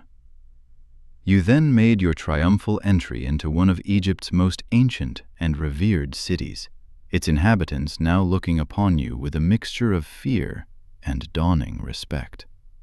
Standing in the opulent palace at Memphis, surrounded by the powerful symbols of Egyptian royal power, you had achieved what might have seemed utterly impossible. A Nubian king now controlled Egypt's administrative heart. But you knew, with profound clarity, that military conquest was only the beginning of the true challenge.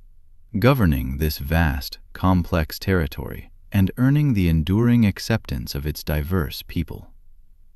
The next days were filled with intense political maneuvering and strategic consolidation. You met tirelessly with local officials, influential priests, and powerful nobles, meticulously assessing who could be trusted, who could be swayed, and who might pose a threat to your new administration. You made lavish offerings at Memphis's ancient temples, particularly to Ptah, the city's revered patron deity, ensuring that every public act was carefully calculated to reinforce your legitimacy as the rightful pharaoh. Some of the northern princes, including the defiant Tefnacht, had fled, rather than face your advancing army, retreating into the delta marshes. You could have pursued them, launched punitive campaigns, and crushed them utterly, but you made a surprising and shrewd decision. You sent messengers offering reconciliation, extending an olive branch. If they submitted to your authority, you would allow them to maintain control of their territories as vassals, provided they swore solemn oaths of loyalty to you as Pharaoh. "Is this wise, Divine One?" questioned one of your most trusted generals, his brow furrowed with concern. "These men will remain threats as long as they live, sowing dissent and plotting rebellion." "Perhaps," you acknowledged, turning to face him, your gaze penetrating. "But I haven't come to destroy Egypt's governance, only to unite it under proper divine authority. Egypt is vast and its administrative structure ancient and intricate. If they accept me as their rightful ruler, a unifier of the two lands, I will accept their local administration." This pragmatic approach, highly unusual for conquering kings of this era, who typically imposed their own hierarchy, reflected your profound understanding that Egypt's complex administrative structure was too deeply ingrained to simply replace with your own Nubian officials. It was far better to incorporate the existing system under your supreme authority than to attempt to dismantle it entirely, risking chaos and widespread resistance. Remarkably, most of the princes, weighing the alternative of relentless war against your terms, accepted your offer, swearing oaths of loyalty that bound them to your new dynasty. Even Tefnucht, too proud to submit in person, sent tribute and a carefully worded written oath, a reluctant but undeniable concession. You accepted this compromise, demonstrating both unwavering strength and astute flexibility. With Egypt now, at least nominally, united under your benevolent rule, you faced a new and immense challenge: how to govern this vast territory while maintaining your vital power base in Nubia. The distance between Memphis and Napata, your ancestral capital, was enormous, over 1,000 miles along the winding course of the majestic Nile. No single ruler could be physically present throughout such an expansive empire. Thus, you began to develop a sophisticated system of governance that would characterize the Kushite rule of Egypt for nearly a century. You would personally travel between the key centers, spending significant time in both Egypt and Nubia, maintaining your presence in both lands.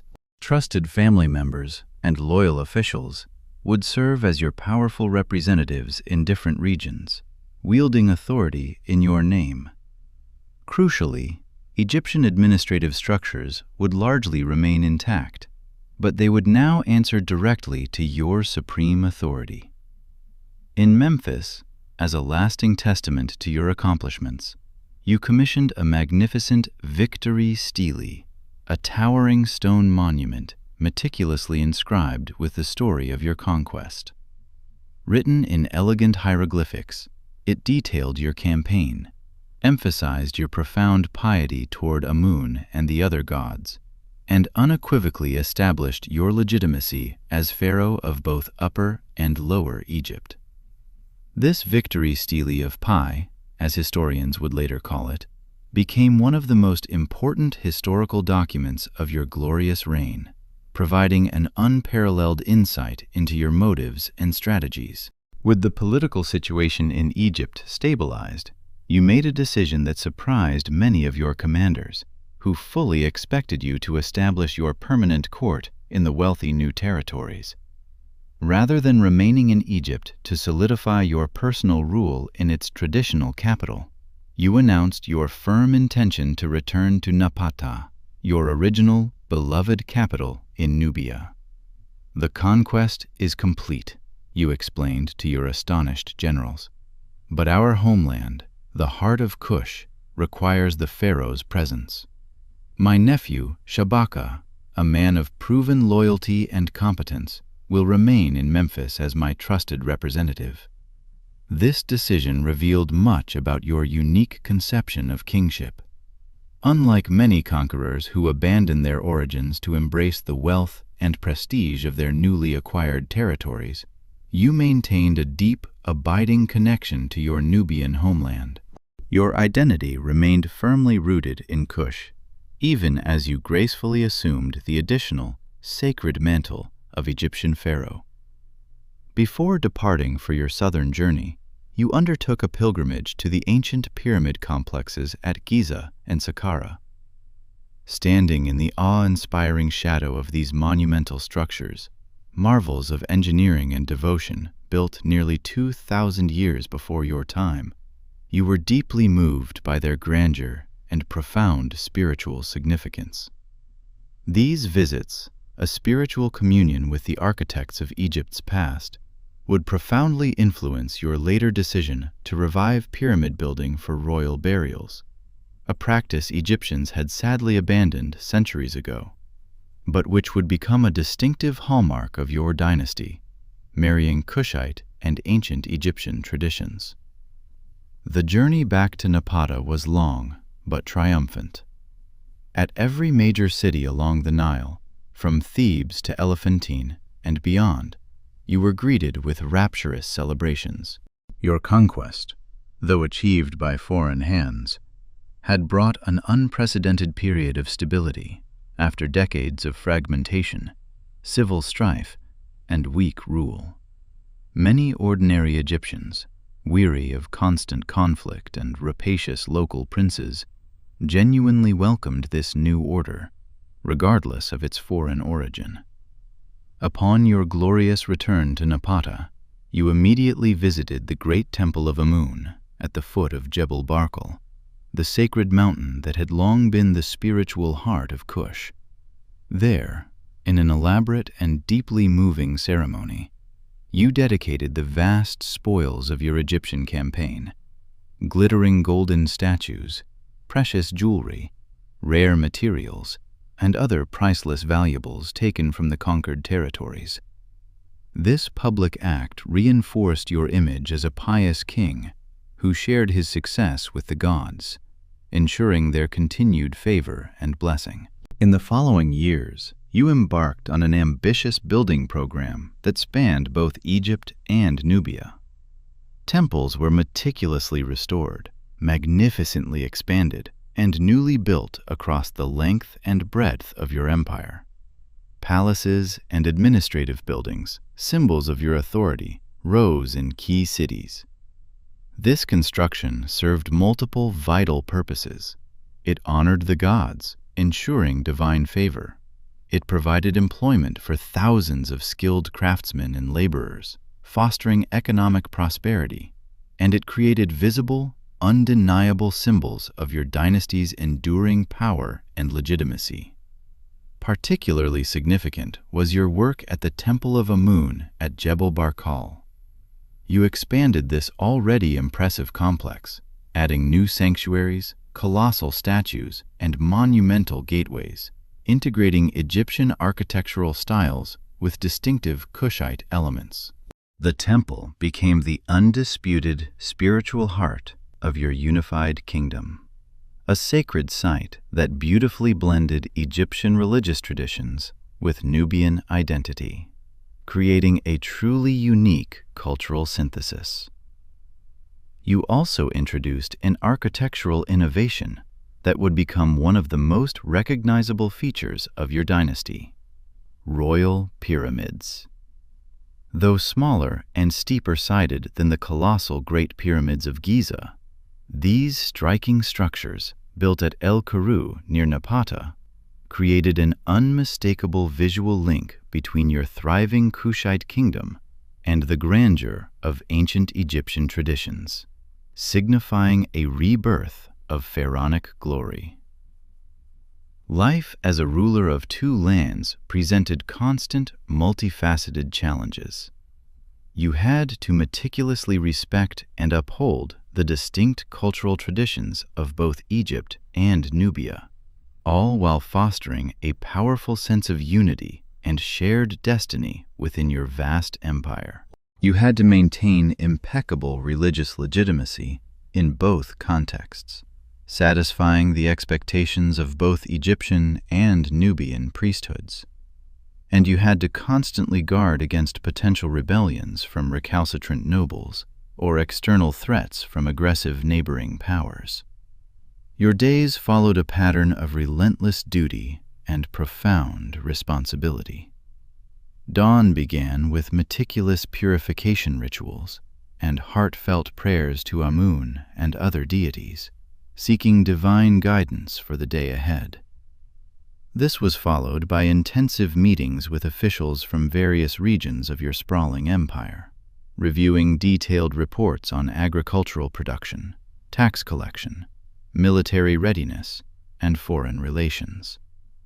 You personally judged important legal cases, setting precedents for your officials to follow in more routine matters, embodying the role of a divine lawgiver.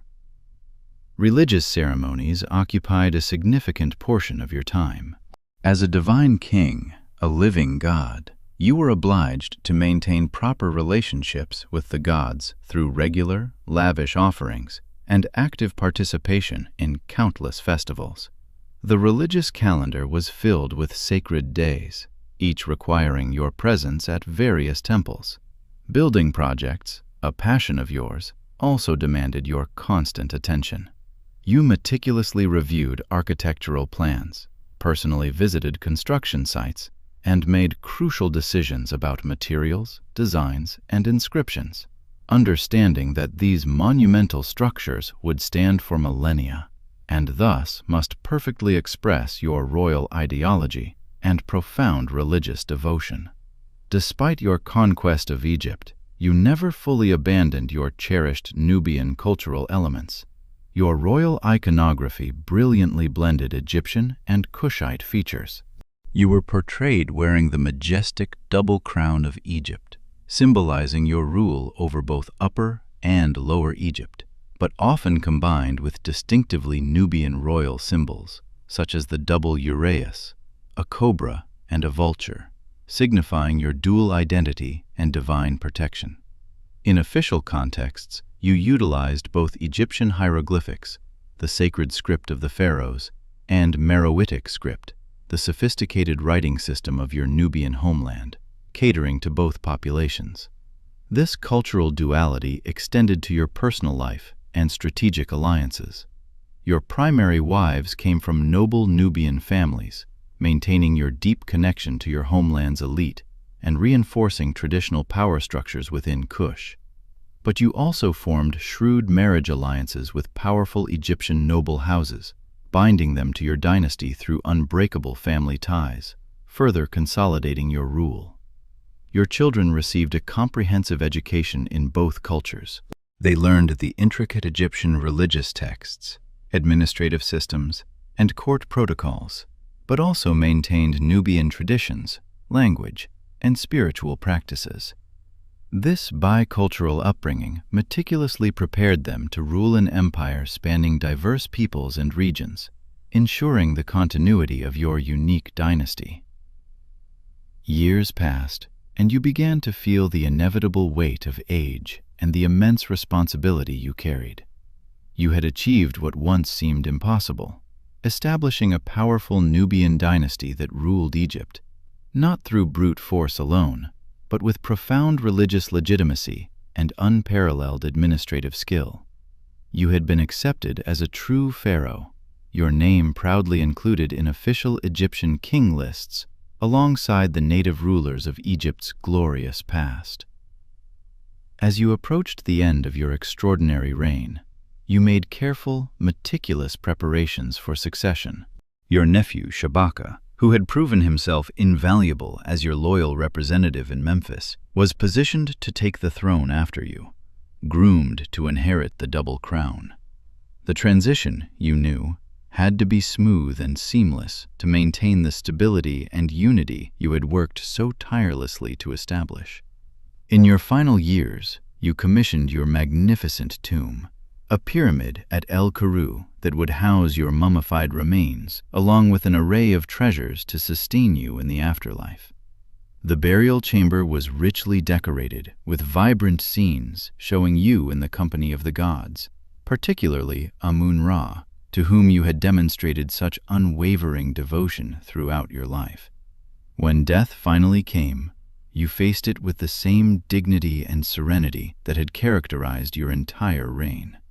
Your body underwent the elaborate Egyptian mummification process, meticulously preserved for eternity, a testament to your pharaonic status. You were buried with full honors in your pyramid tomb, surrounded by offerings and protective amulets, awaiting your journey into the Duat.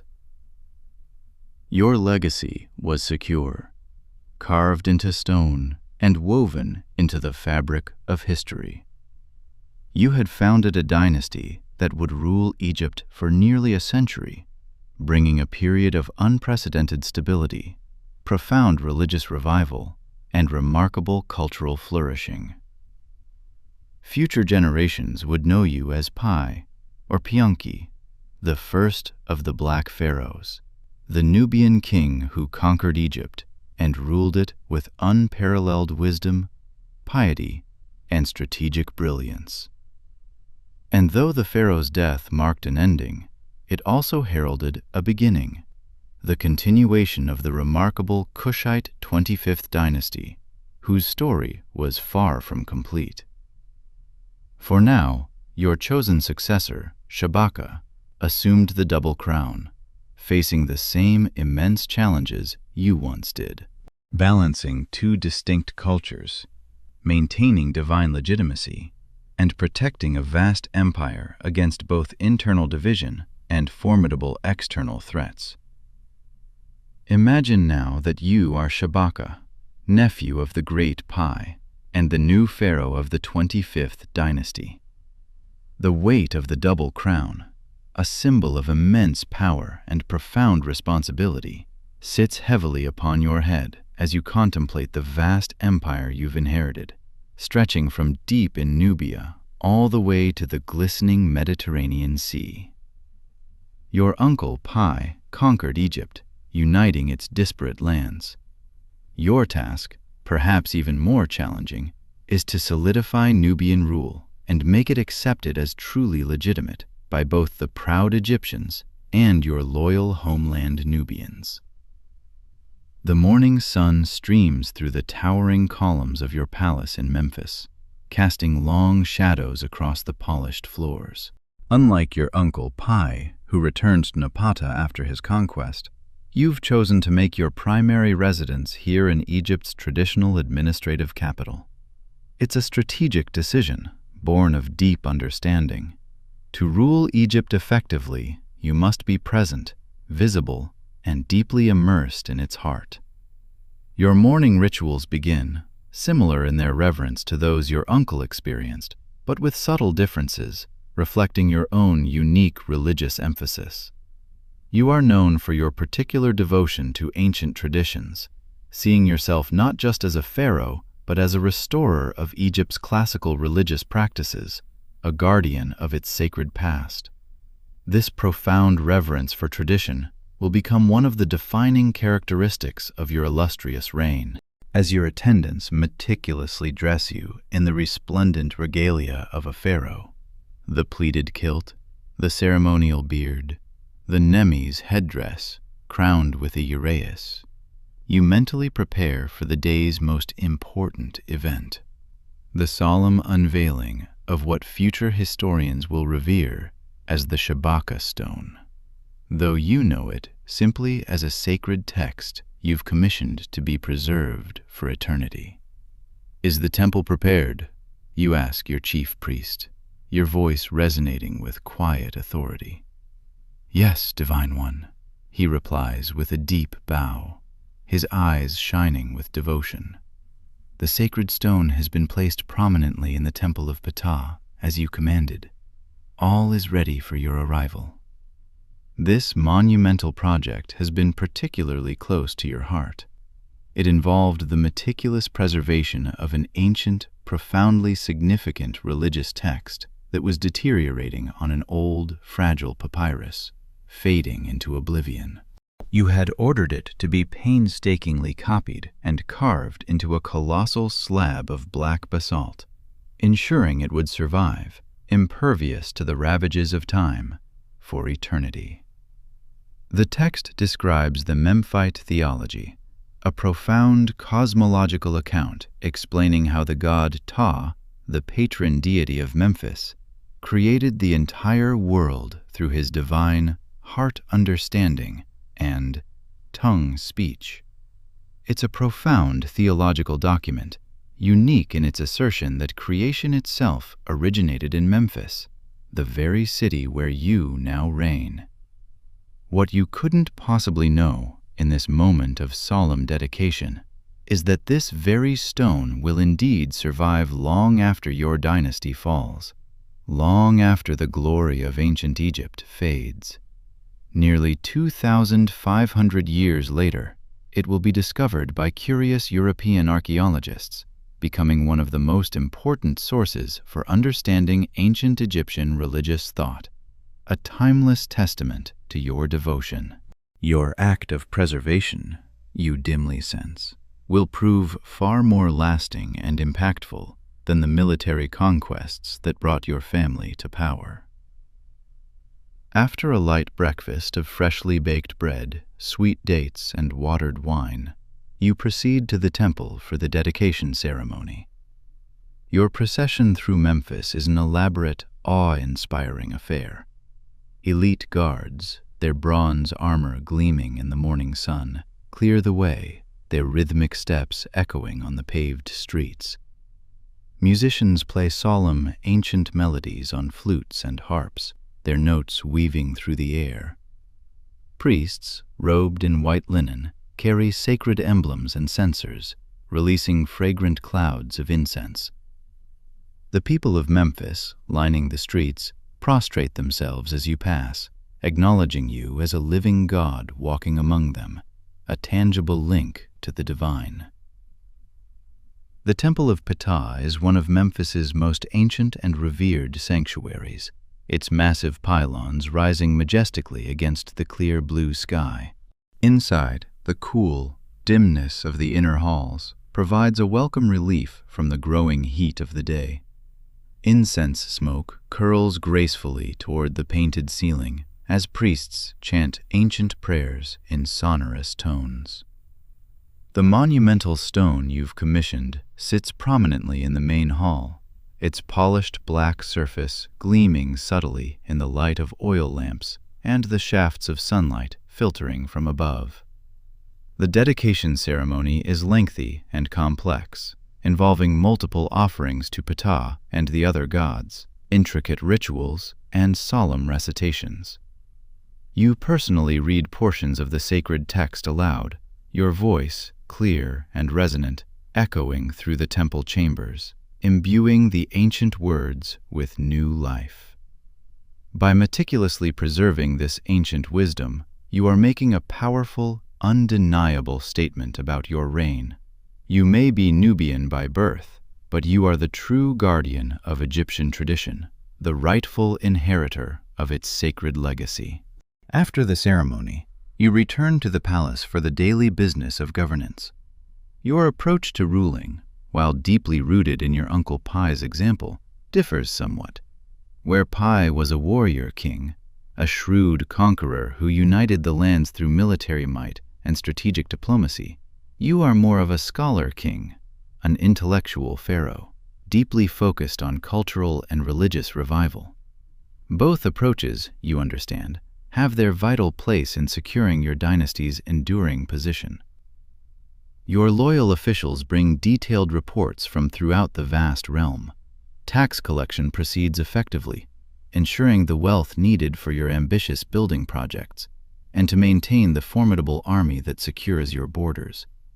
The Nile flood has been favorable this year, promising abundant harvests and prosperity. Local administrators, mostly Egyptians whom you've wisely kept in their positions, report general peace and compliance with your rule, a testament to your steady hand. But there are always challenges, ripples on the surface of your serene reign. A noble from the Delta region, known for his stubborn independence, has been spreading insidious dissent, questioning whether a Nubian can truly be a legitimate pharaoh, daring to challenge your divine right. You must decide how to respond to this thinly veiled rebellion. Bring him to Memphis, you command, after a moment of careful consideration, your decision firm. Not in chains, but with honor. I will show him, face to face, that I am more devoted to Egyptian traditions than he is himself, that my rule embodies the very essence of Maat. This approach typifies your rule, using cultural authority, intellectual argument, and undeniable piety rather than brute force whenever possible. You understand implicitly that the Kushite dynasty must earn acceptance through demonstrating its profound commitment to Egyptian values, particularly its revered religious traditions. Later that day, you meet with your chief architects, men whose skills are shaping the very landscape of your kingdom. Under your meticulous direction, temples throughout Egypt are being restored and expanded, monuments to your devotion and power. You're particularly focused on the majestic temple complexes at Karnak and Luxor in Thebes, the spiritual heart of Egypt. The new hypostyle hall at Karnak will be completed before the next inundation, Divine One, the chief architect assures you, unrolling detailed plans drawn on papyrus, his finger tracing the lines of the massive columns. You nod approvingly, your mind already envisioning the finished structure. These massive building projects serve multiple strategic purposes. They honor the gods, ensuring their continued favor. They provide employment for thousands of skilled workers, fostering loyalty and prosperity.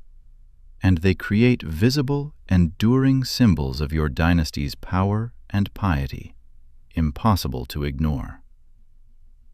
The distinctive Kushite architectural touches you've incorporated, particular column styles, unique decorative elements, and specific relief compositions, will unmistakably mark these magnificent buildings as products of your reign for centuries to come, a lasting testament to your fusion of cultures. As evening approaches, your thoughts turn to another crucial aspect of pharaonic duty: family affairs and strategic alliances. Your sister, Amanirdis, a woman of great intelligence and influence, has been carefully installed as God's wife of Amun in Thebes, a position of immense religious and political importance. Through this powerful religious office, she effectively governs Upper Egypt in your name, wielding spiritual and temporal authority. A messenger has just arrived, bearing her latest reports and requests, meticulously written. The god's wife of Amun was traditionally a celibate priestess who symbolically married the god Amun, managing his extensive temple properties and vast wealth, making her a powerful political figure in her own right. By installing your sister in this coveted position, you've shrewdly placed a loyal family member in control of one of Egypt's most powerful and wealthiest institutions, a strategy that began with your astute Uncle Pi and continues to consolidate your rule. You review Amanirdis's reports with meticulous care. She writes of grand religious ceremonies performed, crucial administrative decisions made, and subtle political situations requiring your keen awareness. Her position helps ensure that Thebes, always a city with the potential for independent action, remains firmly and peacefully under Kushite control. As night falls, you finally have a more private meal with your family. Your beloved Nubian wife, Tabet-Kamen, your children, and close relatives who serve in your administration. Here, the formality of court life relaxes somewhat. Conversations switch fluidly between the elegant Egyptian language you use for official business and your native Nubian tongue, a comforting reminder of your homeland. Your children, bright and observant, are growing up between two rich cultures, educated in both Egyptian religious texts and administrative systems, but also maintaining their cherished Nubian traditions and language. They represent the bicultural future you envision for your dynasty, a powerful synthesis of two ancient civilizations. Your oldest son, Shabitku, watches and learns from your every example, knowing he will likely inherit the double crown one day, carrying on the family legacy. Later, in the relative privacy of your chambers, illuminated by the flickering light of oil lamps. You review a diplomatic message that arrived earlier from Assyria, the powerful and rapidly expanding empire from Mesopotamia. Their king, Sargon II, sends formal greetings, but there's an undeniable undercurrent of tension, a veiled threat in the polite words. Assyrian influence is growing ominously in the Levant, the volatile region along the eastern Mediterranean that serves as a crucial buffer between your vast realm and theirs. "We must watch them carefully, my friend," you tell your foreign affairs advisor, a trusted official, gesturing to a map unrolled on a nearby table. "For now, maintain cordial relations, but quietly strengthen our presence in the eastern delta and Sinai, reinforcing our fortresses and deploying more troops to those critical borderlands." This nascent Assyrian threat, a distant rumbling on the horizon, will grow in the coming years, eventually becoming the greatest external challenge to Kushite rule in Egypt. But for now, it remains distant, something to monitor and prepare for rather than fear. Before finally sleeping, you perform your private devotions, kneeling in humble prayer to Amun-Ra and other revered deities, seeking their guidance and divine protection for your empire and your family. The religious sincerity of the Kushite pharaohs is truly noteworthy, a bedrock of your power. Your dynasty's legitimacy rests heavily on your role as divine intermediaries, chosen by Amun to restore proper worship and cosmic order to the two lands. As you finally drift towards sleep, you reflect on your accomplishments and the immense challenges that still lie ahead.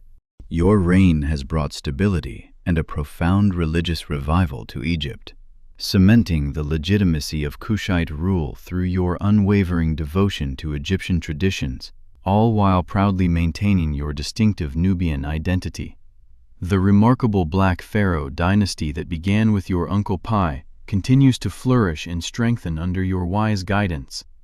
Years pass, marked by prosperity and peace, and eventually, you too must face mortality, the inevitable fate of all kings.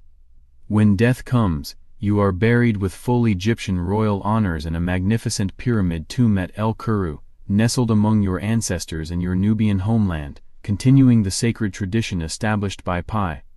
Your nephew, Shibaku, a man carefully trained for this moment, succeeds you, becoming the third revered Kushite pharaoh of Egypt's illustrious 25th dynasty. Shibaku's reign, though relatively brief, proved a crucial continuation, solidifying the administrative and religious patterns so carefully laid down by his predecessors, Pi and Shibaka. He diligently maintained Kushite control across Egypt, steadfastly supported the ancient religious institutions, and, with increasing vigilance, monitored the ominous shadow of the burgeoning Assyrian Empire to the northeast. Yet, it would be his successor, the one now ascending the throne, who was destined to truly carve the dynasty's legend in both resplendent glory and profound tragedy. Imagine now, you are Taharka, the fourth ruler of the illustrious Kushite dynasty. You step into this monumental role as a vigorous and visionary young man, brimming with ambition and a keen sense of destiny. Your esteemed predecessors had already achieved the incredible feat of conquering Egypt and establishing Kushite dominion over the two lands. But your intent, your burning desire, is to elevate this dynasty to unprecedented heights, to etch its name into the very firmament of history. Your magnificent coronation takes place not in ancient Memphis or Thebes, but at Tanis, a vibrant city strategically located in the Egyptian delta. This choice is deliberate and deeply symbolic, signifying your indisputable control over all of Egypt, from its northernmost reaches, where the Nile spills into the Mediterranean, to the ancient, sacred lands of Nubia far to the south. As the heavy, radiant crown is gently placed upon your head, it is more than just a political insignia. It is the physical manifestation of a divine mandate. You are now the living embodiment of Horus, the falcon god, chosen by Amun-Ra himself, mediator between the divine and human realms, entrusted with the sacred duty of upholding cosmic order, Maat. The early years of your reign burst forth with the vibrant realization of your youthful ambitions. You quickly distinguish yourself as the most prolific builder of the Kushite dynasty, your vision encompassing an astonishing array of temples, palaces, and monumental structures that rise across both the length and breadth of Egypt and your Nubian homeland. Your cartouches, proclaiming your royal name, will be discovered from the fertile lands of the Delta all the way to the breathtaking landscapes of the Fourth Cataract of the Shebet Ku's relatively brief yet impactful reign, served as a vital bridge, further cementing the patterns his predecessors, Alara, Kashta, and Pi, had painstakingly established. He meticulously maintained Kushite dominion over Egypt, diligently supported the venerable religious institutions of the two lands, and kept a wary, strategic eye on the burgeoning and increasingly aggressive Assyrian threat emanating from the northeast. His tenure, though short, was one of quiet consolidation, a period of calm before the storm. But it would be his successor, a figure destined for both unparalleled glory and profound tragedy, who would truly define the dynasty's ultimate trajectory. Now, shed the role of chronicler and imagine yourself, heart pounding with youthful vigor and burgeoning ambition, as Taharqa, the fourth luminary of the formidable Kushite dynasty. You ascend to the throne as a young man, brimming with energy and a fierce determination to leave an indelible mark. Your predecessors had valiantly conquered Egypt, establishing a period of stability and renewal under Kushite rule. You, however, envision something grander, a golden age where the dynasty would soar to unprecedented heights. Your coronation is not merely a political formality, it is a profound declaration. It unfolds in the ancient city of Tanis, a strategic gateway within the fertile Egyptian delta, a deliberate choice signifying your unwavering control over the entirety of Egypt, from its bustling northern regions, where the Nile empties into the Mediterranean, to the sun-drenched, sacred depths of Nubia in the distant south. As the twin crowns of Upper and Lower Egypt are ceremoniously placed upon your head, they represent not just a temporal political office, but a divine mandate, a sacred investiture. You are no longer merely a king. You are now the living embodiment of Horus, the celestial falcon god, the earthly mediator between the divine pantheon and mortal humanity, charged with the sacred responsibility of maintaining Ma'at, cosmic order itself. The early years of your reign are a testament to your prodigious ambition and drive. You quickly distinguish yourself as the most prolific builder of the Kushite dynasty, transforming the landscape with an astonishing array of temples, opulent palaces, and towering monuments stretching across the length and breadth of both Egypt and Nubia.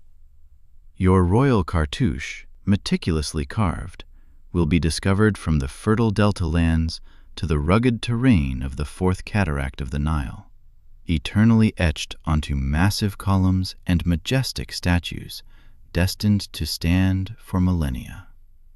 At the colossal Karnak temple complex, a testament to Egypt's enduring faith, you commission a magnificent colonnade within its grand temple court. This awe-inspiring architectural marvel features massive columns, each crowned with exquisite, open papyrus capitals, reaching skyward as if in perpetual bloom. Though the relentless march of time will eventually leave only one of these monumental columns standing sentinel, it remains to this day an impressive and poignant testament to your boundless architectural vision and ambition. In Jebel Barkal, the sacred mountain rising majestically from your Nubian homeland, You significantly expand the sacred complex, dedicating it to the omnipresent god Amun. Here, the temple of Mut, consort of Amun, is not merely constructed, but carved directly into the very rock face of the sacred mountain, a feat of engineering and devotion. Inside, intricate reliefs depict you, Taharqa, making solemn offerings to the gods, thereby visually legitimizing your rule through an undeniable divine approval, reinforcing your sacred connection to the cosmos. Your building projects extend beyond mere grandiosity, encompassing vital practical works designed to uplift the lives of your people and strengthen the kingdom. You order the construction of extensive new irrigation systems, intelligently channeling the Nile's life-giving waters to improve agricultural productivity across vast swaths of land. Wells are meticulously dug in arid desert regions, strategically placed to sustain burgeoning trade routes, facilitating commerce and communication. These pragmatic improvements directly benefit the lives of ordinary citizens, ensuring sustenance and economic stability, while simultaneously bolstering Egypt's economic and military positioning on the international stage. One sun-drenched morning, as you are meticulously reviewing detailed plans for yet another grand new temple at Kawa in Nubia, an urgent messenger arrives, his breath ragged, his face grim. He prostrates himself before you, touching his forehead to the cool stone floor, before delivering the concerning news from the turbulent northeast. "Divine One," he reports, his voice barely a whisper, "Assyrian forces have invaded the Levant, their numbers greater than ever before. Several vital city-states that pay tribute to Egypt, our loyal vassals, have appealed urgently for our protection." This ominous message marks a dramatic turning point, signaling the moment when external politics, the relentless push and pull of empires, would inexorably begin to dominate your reign, eclipsing even your grandest domestic visions. The formidable Assyrian Empire, a brutal and efficient war machine based in distant Mesopotamia, had been relentlessly expanding westward for decades under their hawkish king, Esarhaddon. Their advance now presented a direct and existential threat to long-standing Egyptian interests and, ultimately, to Egypt itself. You immediately convene your most trusted military commanders and seasoned advisors for an emergency council. Maps, meticulously detailed with coastlines, trade routes, and marked positions, are spread before you, illustrating the vulnerable Levantine coastal regions and the rapidly advancing Assyrian lines, a crimson tide threatening to engulf your buffer states. For centuries, Egypt had considered this strategic area part of its inviolable sphere of influence, a crucial buffer protecting its northeastern frontier from external aggression. After listening intently to various, sometimes conflicting opinions and strategic analyses, you make your resolute decision. "We must support our vassals," you declare, your voice firm, echoing the weight of centuries of Egyptian foreign policy. "Prepare the army to march eastward without delay." This pivotal decision sets in motion a cascade of events that would ultimately define the latter, more tumultuous part of your reign. The initial engagement with the Assyrian forces unfolds with surprising success. Your well-trained army, bolstered by Kushite valor and Egyptian strategy, successfully pushes them back, liberating and protecting the Egyptian allied cities in the Levant. You, Taharqa, commission victory monuments, grand stelae celebrating this triumph, not realizing in that moment of euphoria that it would prove to be a fleeting, temporary respite. The incessant demands of international politics now consume much of your time and energy. You tirelessly forge alliances with various powers across the Near East, all of whom shared a common, gnawing fear of inexorable Assyrian expansion. One of your most significant and historically resonant partnerships is forged with the courageous King Hezekiah of Judah, a steadfast monarch who bravely resists Assyrian domination. This pivotal alliance is not merely a footnote in ancient annals. It enters the sacred religious texts that would be read and revered by billions thousands of years later. The Hebrew Bible, in its ancient and revered verses, records how Tirhakah, king of Ethiopia, indeed you, Taharka, came to support Judah against the Assyrian king Sennacherib during his devastating siege of Jerusalem. The biblical account dramatically describes how the formidable Assyrian army mysteriously withdrew after your intervention, a truly significant diplomatic and military achievement for your burgeoning dynasty. Despite these initial, hard-won successes, the Assyrian threat, like a dark storm cloud on the horizon, continues to gather and grow in intensity. Their technological and military advantages are overwhelming. Superior iron weapons, far advanced siege equipment capable of breaching even the strongest walls, and sheer, crushing numbers make them an almost unconquerable enemy.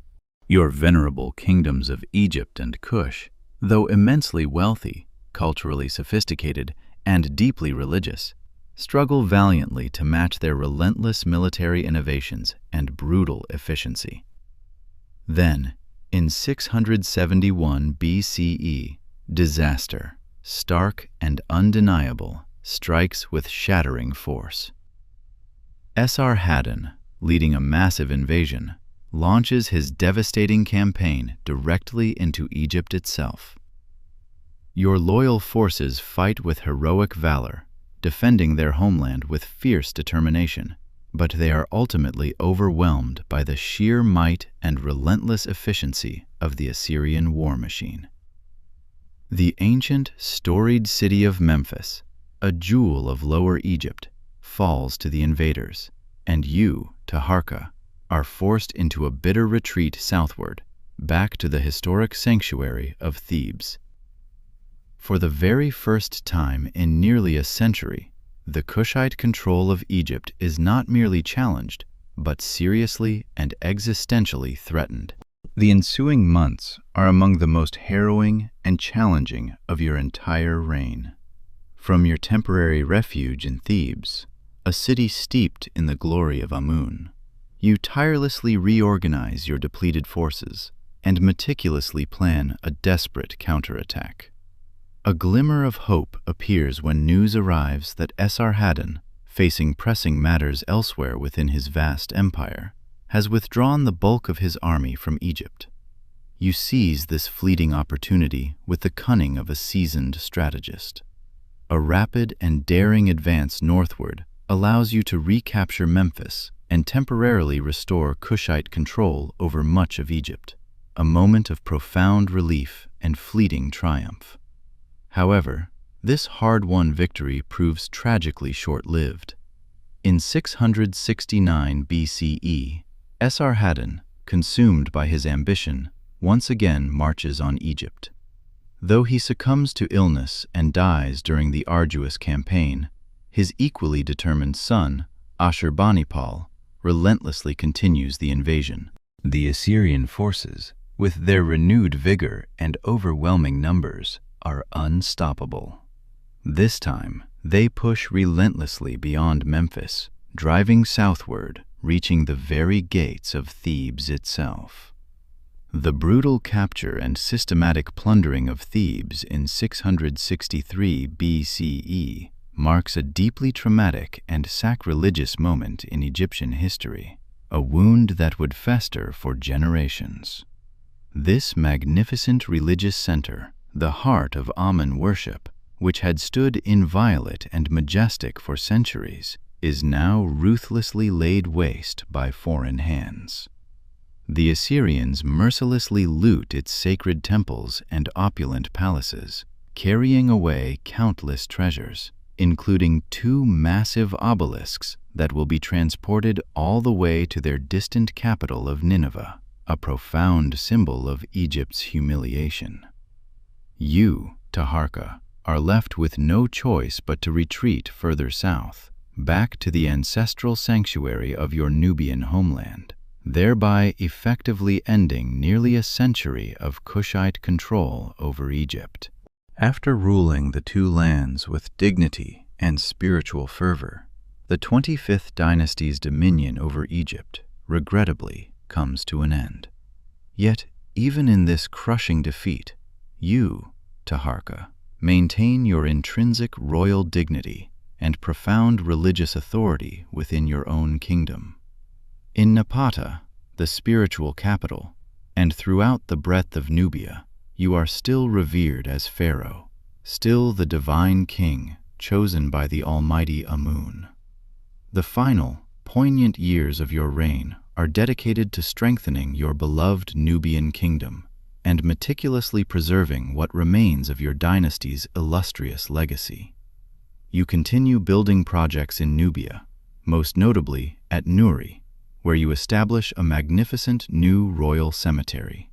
Your pyramid there, grander and more expansive than those of your predecessors, will become your eternal resting place, a defiant statement of enduring power. Despite the painful loss of Egypt, you are ultimately remembered as one of the greatest kings of the 25th dynasty. Your architectural achievements, strategic military campaigns, and profound cultural patronage leaving an indelible mark on both Egyptian and Nubian history. The religious revival that you and your predecessors championed continues to influence Egyptian culture and spirituality long after Kushite political control has faded. When death finally comes, you are laid to rest with all the appropriate pomp and ceremony in your imposing pyramid at Nuri, a king even in defeat. Your successor, Tantamani, fueled by a fierce loyalty and a desperate hope, will make one last valiant attempt to restore Kushite control in Egypt, briefly recapturing Memphis before being permanently driven back by the resurgent Assyrians and their increasingly emboldened Egyptian allies.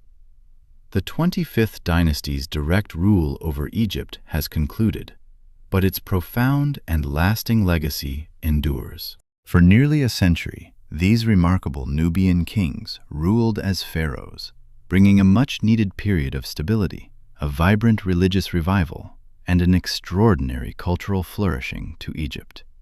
After a period of fragmentation and foreign influence, they governed not as alien occupiers, but as legitimate pharaohs, consciously embracing and deeply integrated within the ancient Egyptian tradition, reviving its purest forms.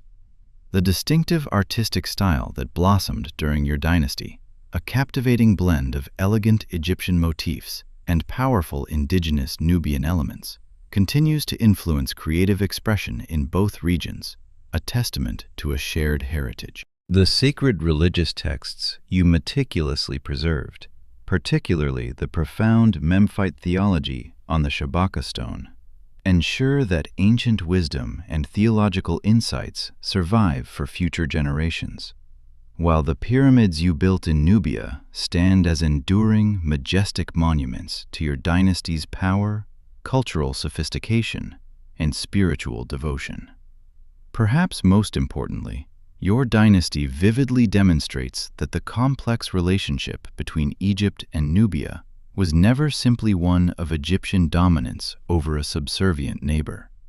These two ancient African civilizations influenced each other profoundly over thousands of years, sometimes as fierce rivals, sometimes as vital partners, and during your truly remarkable era, with Nubians ascending to become Egypt's divinely appointed rulers. Far from the simplistic stereotype of a peripheral civilization existing solely in Egypt's shadow, your Kushite kingdom reveals itself as a sophisticated, independent power with its own distinct traditions, capable of not only resisting Egyptian influence, but of conquering and ruling Egypt itself with integrity and ambition. The story of the Black Pharaohs stands as a powerful and inspiring reminder of Africa's rich, complex history and the remarkable, sophisticated civilizations it produced long before the advent of European colonization. As the brilliant stars twinkle over your grand pyramid tomb at Nuri, your legacy, Taharka, lives on, in monuments that still proudly stand, in texts still diligently studied, and in the permanent reframing of the relationship between two of Africa's greatest ancient civilizations.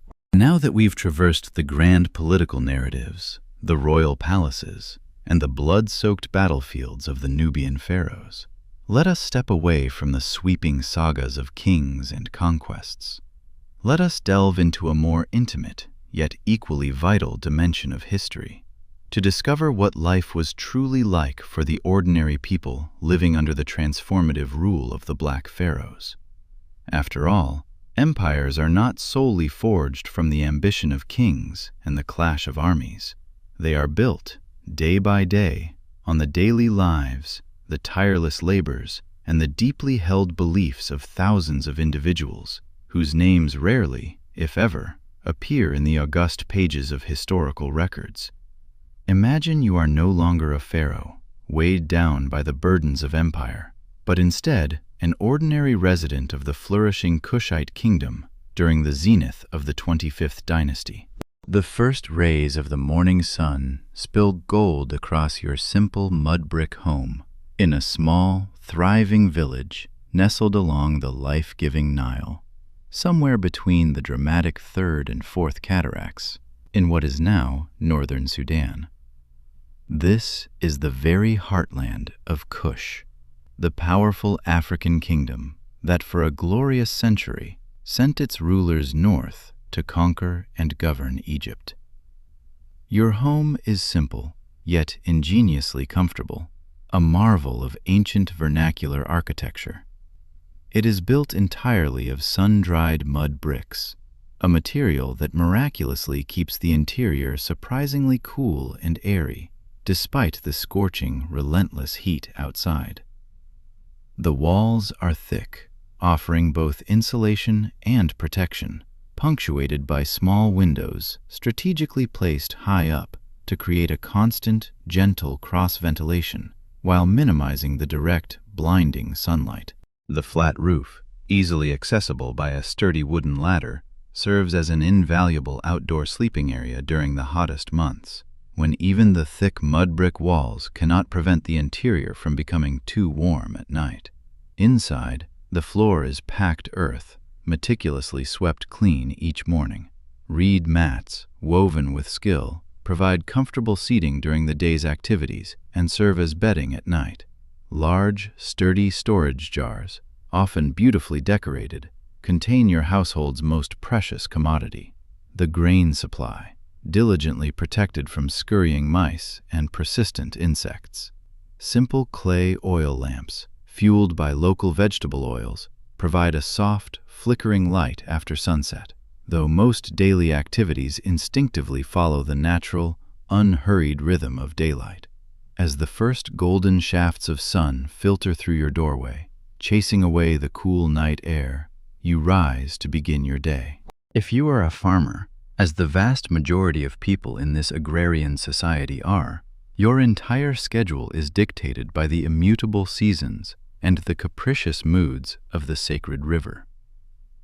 During the Akhet, the inundation season, when the mighty Nile overflows its banks and generously covers your fields with fertile silt, you might dedicate your efforts to maintaining the intricate network of irrigation channels, essential lifelines of your community, or perform other vital tasks such as repairing tools, reinforcing mud brick walls, and tending to your livestock. After the floodwaters recede, leaving behind their rich, dark, fertile silt, the arduous but essential planting season begins, back-breaking work involving the meticulous preparation of the soil and the careful sowing of seeds. The Nubian agricultural system is a sophisticated blend of reliance on the natural, annual flooding of the Nile and increasingly ingenious irrigation methods. The shadoof, a deceptively simple yet remarkably effective device consisting of a long pole with a counterweight on one end and a bucket on the other, allows you to laboriously but efficiently lift water from the river, extending irrigation to fields beyond the natural flood zone. More complex water lifting systems, powered by the patient strength of oxen, further expand the precious arable land, pushing back the boundaries of the desert. Your main crops include sorghum and millet, ancient indigenous grains perfectly adapted to the hot, often arid African climate. These hardy, resilient plants form the nutritional foundation of the Nubian diet, providing essential carbohydrates and protein. You also cultivate barley for making beer, a fundamental staple beverage, as well as various vegetables like onions, garlic, and cucumbers. If you are fortunate enough to possess a small garden plot, you might also grow dates or other fruit trees, providing a welcome sweetness to your meals. If you are a woman in this household, your morning begins with the foundational task of food preparation. Using a heavy stone grinding pallet, a technology that has remained virtually unchanged for thousands of years, you begin the arduous process of grinding sorghum or millet into flour for the day's bread. This is physically demanding work, requiring immense strength and endurance, as you tirelessly push the heavy grinding stone back and forth across the larger base stone, sometimes for up to an hour, to produce enough flour to feed your family. The bread you meticulously make isn't the light, airy, raised loaves familiar to Egyptians, but rather flatter, denser cakes, rich in nutrients, cooked on a heated clay griddle over an open fire, often fueled by dried dung or wood scraps. Sometimes, for special occasions or festivals, you might add precious honey or dates for flavor, but most days it is simply the plain, nourishing staple that provides the majority of your family's essential calories. While the main meal is being prepared, the children are dispatched to collect water, either from the shimmering Nile itself or from the community wells that serve the village. Water carriers, often large clay jars expertly balanced on heads, are a common and graceful sight, with young girls learning this essential skill from a surprisingly early age.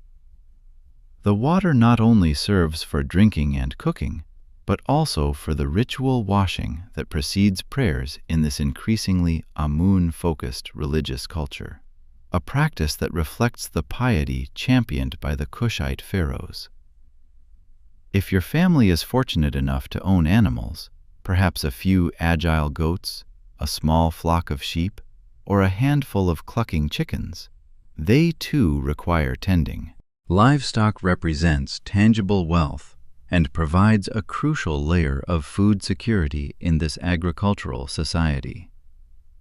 Cattle are especially prized, their ownership typically reserved for the more affluent families, symbolizing prestige and greater prosperity.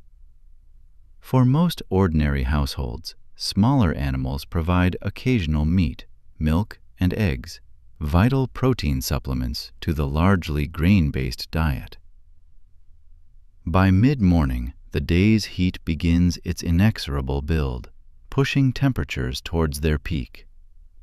If you are working in the fields, you will have already been laboring for several hours, perhaps alongside neighbors in a traditional communal work arrangement.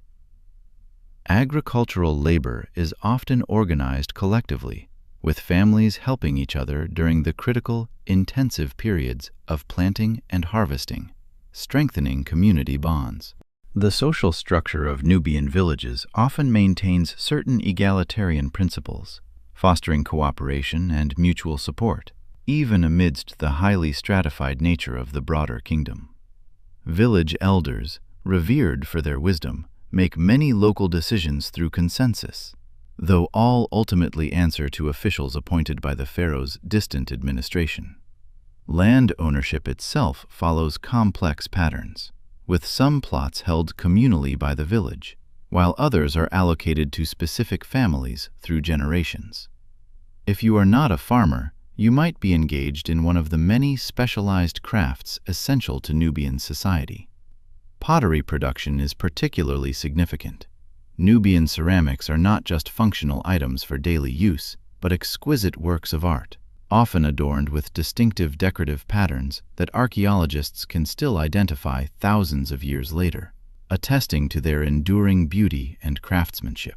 The characteristic black-topped redware, created through a special firing technique that allows smoke to carbonize the rim, is especially valued for its aesthetic appeal and durability. Other crucial crafts include intricate weaving of textiles, resourceful basketry from local reeds, durable leatherworking for goods and clothing, and sophisticated metallurgy, particularly of copper and bronze. Gold working is of paramount importance in the Kushite kingdom, which controls major gold-producing regions in its southern territories. The precious metal isn't exclusively reserved for royal treasuries. It appears in beautiful jewelry worn by many levels of society, though the quantity, purity, and elaborate craftsmanship vary dramatically by social status, clearly signaling one's position. By midday, the sun is merciless, beating down with an intensity that demands respite. Work often pauses during these hottest hours, with families retreating to the welcome shade of their homes or a nearby tree for the main meal of the day. This typically consists of the nourishing bread, often accompanied by thick, nutritious beer, and perhaps a vegetable stew flavored with locally grown herbs and aromatic spices like coriander or cumin. Meat is a luxury, reserved for special occasions or festivals for most ordinary families. The beer you drink bears little resemblance to modern versions. It is thick, murky, highly nutritious, and relatively low in alcohol, more of a staple food than an intoxicating beverage. Everyone drinks it, including children, as it is often safer and more reliably sterile than water drawn directly from the river, and provides essential calories and nutrients vital for daily labor. After the midday meal and a brief restorative rest, work resumes in the slightly cooler late afternoon hours. For children, this might include formal education, though this is primarily for the privileged.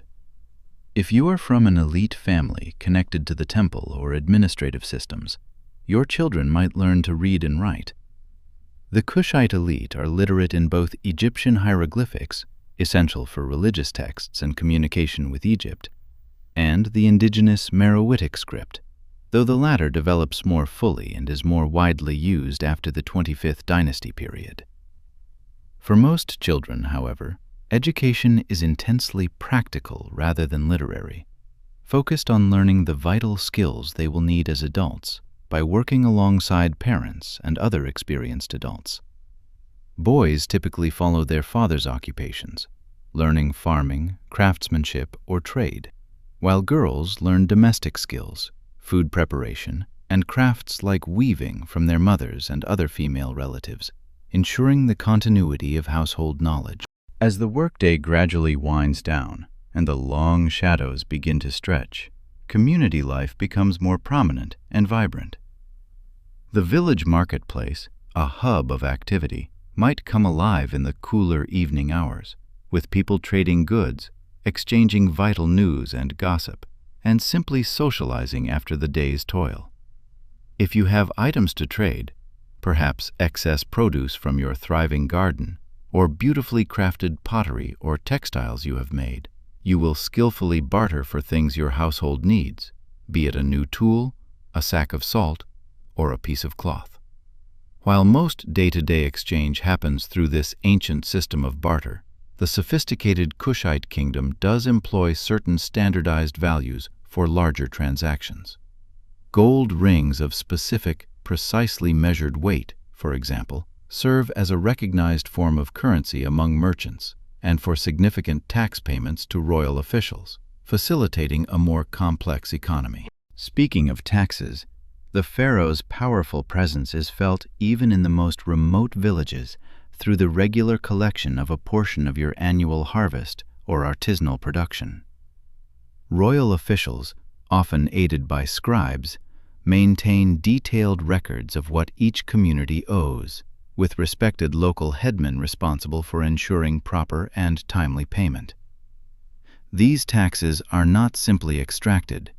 They support the lavish royal court, the grand temples, the standing army, and the massive, impressive building projects that so characterize the 25th dynasty. If you are living during the height of Kushite power, when they controlled Egypt, you might occasionally see these resources returning to your community in the tangible form of infrastructure improvements, improved irrigation systems, sturdy grain storage facilities to guard against famine, and even local temples, reinforcing the benevolent aspect of royal patronage. The Kushite pharaohs, particularly Taharqa, were renowned for their practical public works that directly benefited ordinary people, alongside their more monumental, often religiously inspired construction projects. As evening deepens, religious observances become a cherished and important part of many households' routines. While the elaborate, grand ceremonies of the great temples are conducted by professional priests, the more intimate, family-level worship takes place in homes and local shrines. Small figurines representing beloved deities, Amun-Ra, the chief god, alongside Isis, the great mother goddess, Hathor, goddess of love and joy, and other figures from the Egyptian pantheon, are often placed in a special niche within your home. Alongside them, indigenous Nubian gods like Apedemak, the fierce lion-headed warrior god, might also be honored. The religious practice of ordinary Nubians during this period represents a fascinating and dynamic synthesis. While the royal ideology centers heavily on the majestic Amun-Ra, reflecting the pharaoh's devotion, everyday spirituality incorporates a broader, more diverse range of deities and practices. Some elements harken back to the indigenous A group and C group cultures of prehistoric Nubia, ancient beliefs rooted in the land, while others reflect the profound Egyptian influence from centuries of intense cultural exchange. Protective amulets are commonly worn, especially by vulnerable children and pregnant women, who are thought to be particularly susceptible to spiritual dangers. These might be simple clay or stone pendants inscribed with divine symbols, or more elaborate, intricately crafted pieces made of faience, a ceramic material with a lustrous, glassy surface, if your family possesses the means. After the evening meal, another round of bread, perhaps supplemented with some dried fish from the Nile, nourishing lentils, or seasonal vegetables, families gather to socialize. Storytelling is an ancient and cherished tradition, with elders recounting historical and mythological narratives that reinforce cultural identity and shared values. These captivating stories often feature the heroic exploits of kings and gods, but also include wise trickster tales and moral fables that provide both entertainment and invaluable instruction. Music and dance form another essential, joyful aspect of community life. Simple instruments, drums crafted from pottery or wood covered with animal skin, haunting reed flutes, rhythmic rattles, and stringed instruments similar to small harps accompany songs and dances for both ceremonial and recreational purposes. Public performances might mark important festivals, joyous weddings, or other significant community events, drawing everyone together in shared celebration. As the brilliant stars begin to appear in the clear, velvety desert sky, most village activities gradually wind down. Without artificial lighting, human sleep patterns generally follow the natural, ancient cycle of daylight. During the hottest seasons, many people choose to sleep on their rooftops to catch the precious evening breezes, with entire families spreading reed mats across the flat, mud brick surfaces, a communal slumber under the vast, silent sky. This cycle of daily life continues, largely unchanged, with seasonal variations. The agricultural calendar dictates much of the year's rhythm, with intense periods of activity during planting and harvest interspersed with somewhat less demanding seasons. Religious festivals, steeped in tradition, mark important transitions throughout the year. The awe-inspiring beginning of the Nile flood, the joyous harvest, and significant astronomical events like the solstices. If you are living in one of the larger urban centers like Napata, the royal capital, rather than a rural village, your daily experience differs significantly. Cities serve as vital administrative, religious, and commercial hubs, bustling with specialized occupations and displaying a far greater degree of social stratification. Urban dwellers might work as scribes in the royal administration, diligently recording tax collections, meticulously inventorying temple property, or drafting official correspondence. Others serve as priests in the elaborate temple complexes that form the spiritual and economic centers of Kushite society, their lives dedicated to ritual and learning. Craftsmen and artisans in cities often produce more specialized luxury goods for the elite: exquisite fine jewelry, beautifully decorated ceremonial weapons, elaborate cosmetic items, and opulent furnishings for wealthy homes. The social hierarchy becomes much more visibly pronounced in urban settings. While rural villages might retain certain egalitarian traditions, cities display clear distinctions between the royal court, the powerful nobility, the influential priests, prosperous merchants, skilled artisans, and the numerous laborers. These distinctions manifest not only in one's occupation, but also dramatically in housing, clothing, diet, and access to resources. At the apex of this hierarchy stands the royal court itself. Life in the palace operates according to elaborate, ancient protocols that regulate everything from how one approaches the pharaoh to who may speak in royal councils, a constant dance of power and deference. The king's daily routine involves numerous intricate ceremonies and religious rituals, alongside the practical and demanding business of governance. High officials and nobles occupy the next tier, overseeing various aspects of the kingdom's administration, from treasury to military. Many hold hereditary positions, passed from father to son, creating powerful families whose fortunes are inextricably tied to royal favor. Their residences, substantial compounds featuring multiple rooms arranged around serene central courtyards, grandly reflect their status, as do their fine linen garments and heavy, intricate gold jewelry. Priests constitute another elite group, especially those serving in the main temples dedicated to Amun-Ra. These temple complexes function almost as self-contained cities within cities, with their own vast economies, dedicated workshops, and complex administrative systems. Some priests serve temporarily on a rotating basis, fulfilling their sacred duties before returning to secular life, while others hold permanent, lifelong positions, requiring specialized knowledge of ancient rituals, sacred texts, and theological principles.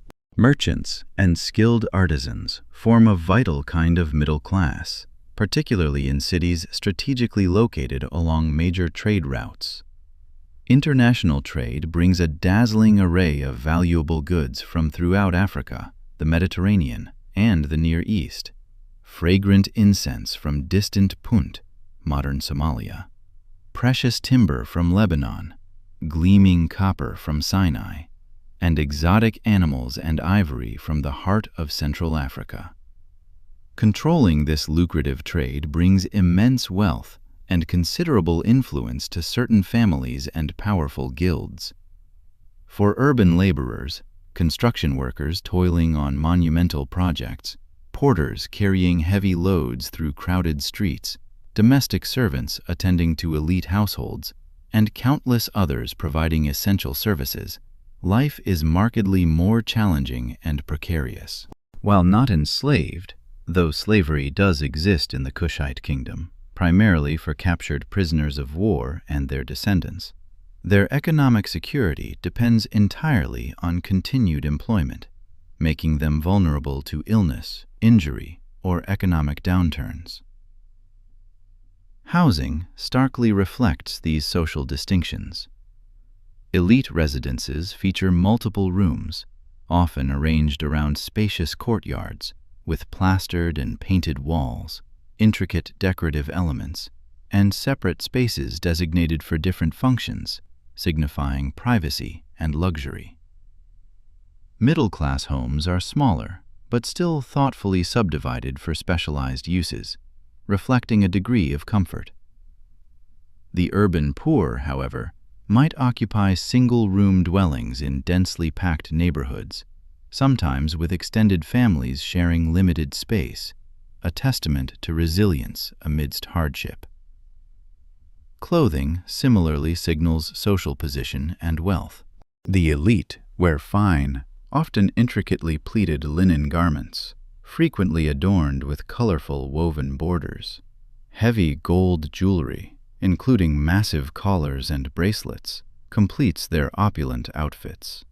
Ordinary people make do with simpler linen or cotton clothing, practical and durable, with more modest adornments of beads, faience, or copper. Children often go naked, or nearly so, until puberty, a practical adaptation to the perpetually hot climate. Personal appearance receives careful attention across all social classes, reflecting cultural pride. Nubian hairstyles are particularly elaborate and distinctive, with intricate braided patterns that can indicate age, marital status, and even regional identity. Both men and women use fragrant oils to protect their skin from the harsh sun, and cosmetics for both practical protection and aesthetic enhancement. Kohl, a dark mineral pigment, is skillfully applied to line the eyes, helping to reduce glare and prevent eye infections, while also being strikingly decorative and fashionable. For women in Kushite society, roles vary significantly by social class. Elite women may wield considerable influence, particularly those connected to the royal family or holding important religious offices. The institution of the God's wife of Amun, controlled by Kushite princesses during the 25th dynasty, represents one of the highest status positions available to women in the ancient world, bestowing upon its holder both immense religious authority and substantial political power, a unique blend of spiritual and temporal influence. Ordinary women manage households, contribute significantly to agricultural labor, and often engage in specialized crafts like pottery and textile production, serving as vital contributors to the family economy. Some historical evidence suggests that Nubian society generally granted women more autonomy than contemporary Egyptian culture, particularly in legal matters like property ownership and inheritance. Female figures in Kushite art also appear in a wider variety of active and prominent roles than their Egyptian counterparts, reflecting a greater societal recognition of their agency. Health and medicine during this period reflect a fascinating combination of practical, empirical knowledge and deeply ingrained religious beliefs. Some herbal remedies used by Nubian healers contained genuinely effective compounds, passed down through generations of accumulated knowledge, while other treatments relied more on spiritual intervention, incantations, or appeals to deities. Life expectancy is short by modern standards, perhaps averaging between 30 and 40 years, with alarmingly high infant mortality rates and significant risks associated with childbirth for women, making each new life a precious, uncertain gift. Now, imagine the profound changes that ripple through society when the Kushite pharaohs ultimately lose control of Egypt after the devastating Assyrian invasions. The kingdom contracts to its resilient Nubian heartland, with the royal court permanently re-established at Napata, shifting the center of gravity. While this represents an undeniable political setback and a loss of imperial prestige, in many fundamental ways, daily life for ordinary people in the Nubian territories continues much as before. The loss of Egyptian resources, however, does necessitate certain adjustments and adaptations, but the enduring spirit and traditions of Kush remain unbroken. Without direct access to certain Egyptian luxury goods, a fascinating period of local ingenuity and self-sufficiency blossomed. Indigenous alternatives were not merely substitutes, but often new artistic expressions. Local artisans, drawing upon generations of skill, began to refine native materials and techniques. Fine pottery, known for its distinctive geometric patterns and vibrant glazes, found new markets. Locally sourced gemstones were cut and polished, adorning jewelry that blended traditional Nubian motifs with newly emerging styles, fostering a sense of cultural independence. The architecture of temples and palaces similarly evolved, shedding some of the direct Egyptian imitation that characterized the 25th dynasty. While Egyptian-influenced styles remained foundational, a distinct fusion emerged, incorporating more indigenous elements. This included the increased use of local sandstone, unique decorative motifs reflective of Nubian mythology and flora, and modifications to existing temple layouts that spoke to a distinctly Kushite aesthetic. These architectural shifts visually cemented the kingdom's evolving identity, showcasing a confident blend of revered Egyptian traditions and a vibrant indigenous heritage. Religion, too, underwent subtle yet significant transformations. While Amun-Ra, the revered principal deity, maintained his central position in the Kushite pantheon, indigenous Nubian gods began to gain increased prominence. Deities like Apetamak, the lion-headed warrior god, came to symbolize the kingdom's strength and martial prowess, resonating deeply with the Nubian populace. Temples built after the retreat from Egypt, particularly in the southern reaches of the kingdom, featured these distinctly Nubian deities more prominently in their reliefs and cults, though always within a conceptual framework heavily influenced by, and often syncretized with, Egyptian religious concepts. This spiritual evolution underscored a gradual but definite shift in the kingdom's cultural center of gravity, slowly pulling it southward, closer to its Nubian roots. This geographical and cultural drift culminated around 300 BCE, when the royal capital officially relocated from Napata to Meroe, a vibrant new center situated further south along the Nile. This momentous move marks the scholarly transition from what is known as the Napatan period to the Meroitic period of Kushite history.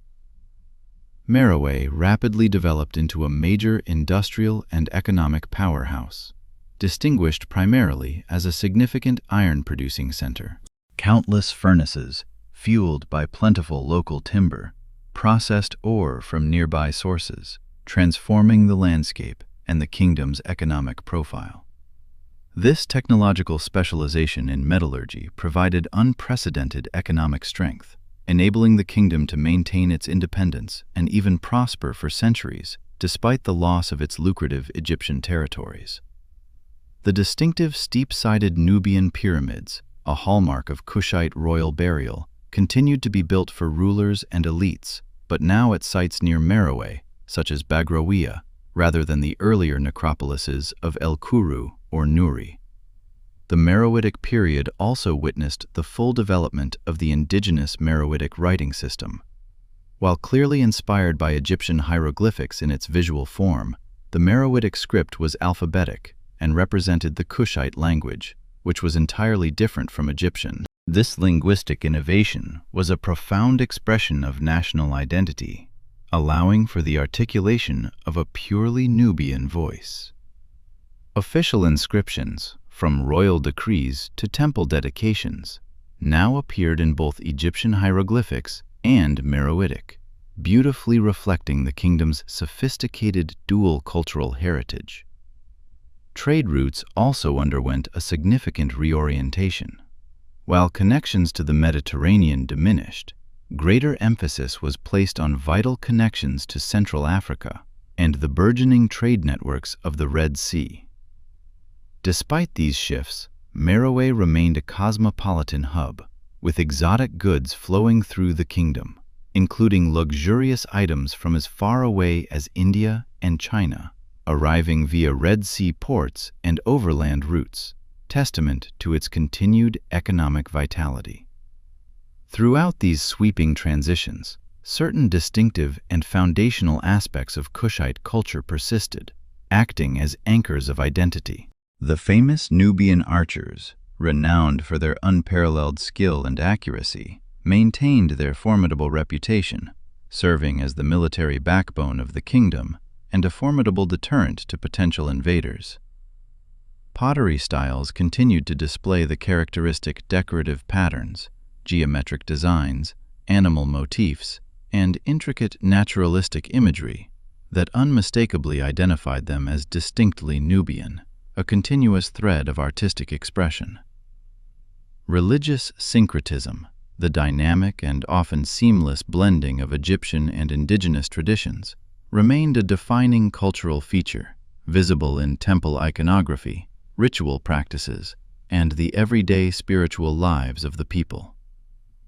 Perhaps most significantly, the memory of the 25th dynasty, when Kushite kings ruled as pharaohs of Egypt, continued to provide a powerful ideological legitimacy for the royal line.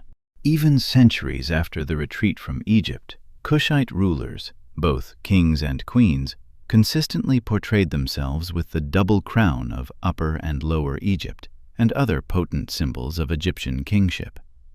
This was not mere mimicry, but a deliberate and strategic assertion, maintaining a powerful claim to be the rightful heirs to this ancient and prestigious tradition. For ordinary people, these grand political narratives and distant dynastic claims might have seemed far removed from the daily concerns of agriculture, family, and local community life. Yet the profound cultural pride associated with the Black Pharaoh period likely permeated society at all levels, reinforcing a deep sense of Kushite identity and historical importance that helped sustain the kingdom through various economic, social, and political challenges. This remarkable civilization continued to flourish for centuries after the 25th dynasty ended, with the independent kingdom of Kush maintaining its sovereignty until around the 4th century CE. Its eventual decline was a complex process, influenced by a confluence of factors, changing global trade patterns that diverted wealth away from traditional Nile routes, resource depletion from intensive iron production, particularly the widespread deforestation required for fuel, and increasing external pressure from the rising and ambitious kingdom of Aksum in what is now Ethiopia. But the profound legacy of Kush, and particularly the extraordinary period when Nubian kings ruled as Egypt's 25th dynasty, endures far beyond the kingdom's political existence. Ongoing archaeological discoveries continue to reveal the astonishing sophistication and complexity of this African civilization, challenging earlier historical narratives that often marginalized Nubia's role or portrayed it merely as a cultural appendage to a more dominant Egypt. The story of the Black Pharaohs and the enduring kingdom they ruled stands as a powerful, essential reminder of Africa's rich, complex, and often overlooked pre-colonial history. A narrative of sophisticated states with monumental architecture, distinctive artistic traditions, complex religious systems, and far-reaching trade networks that connected diverse peoples. Far from being peripheral to world history, Nubia and its remarkable 25th dynasty represent a central and vital chapter in the development of ancient civilization, demonstrating Africa's pivotal contributions to the human story. As our journey through the world of the Nubian Black Pharaohs draws to a close, let's now explore how this remarkable chapter of history was almost forgotten, then gloriously rediscovered, and what profound significance it holds for our understanding of ancient Africa and world history today. The story of how the Black Pharaoh's legacy survived through millennia, only to be rediscovered and reevaluated, is perhaps as fascinating and dramatic as their reign itself. Imagine now that you're standing in the scorching, wind-swept desert of northern Sudan. The year is 1842, and you are a pioneering European explorer and Egyptologist named Carl Richard Lepsius. The ruins unfolding before your eyes are nothing short of breathtaking. Dozens of steep-sided pyramids rising distinctively from the golden sand. Monumental temples adorned with towering columns covered in intricate hieroglyphics, and colossal statues of forgotten kings and queens gazing out across the vast expanse. Yet, astonishingly, almost nobody in Europe or America knows these magnificent monuments exist. For centuries, Western understanding of ancient history had focused almost exclusively on the familiar narratives of Greece, Rome, and Egypt, largely ignoring the equally sophisticated and enduring civilizations that flourished further south in Nubia. When Nubia was mentioned at all, it was usually portrayed through a lens of colonial bias, depicted as a primitive cultural backwater, significant only as Egypt's convenient source of gold and slaves. This deeply flawed and prejudiced narrative was beginning to unravel, however, as Lepsius and other early archaeologists meticulously documented their groundbreaking discoveries.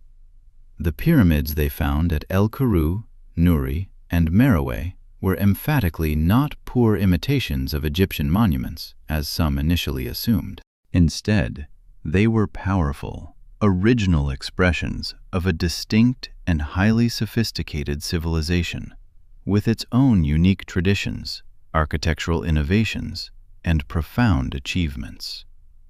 The inscriptions they painstakingly documented and translated revealed a succession of powerful kings and queens who had not only ruled Nubia, but had, against all previous Western historical assumptions, conquered and governed Egypt itself as its 25th dynasty.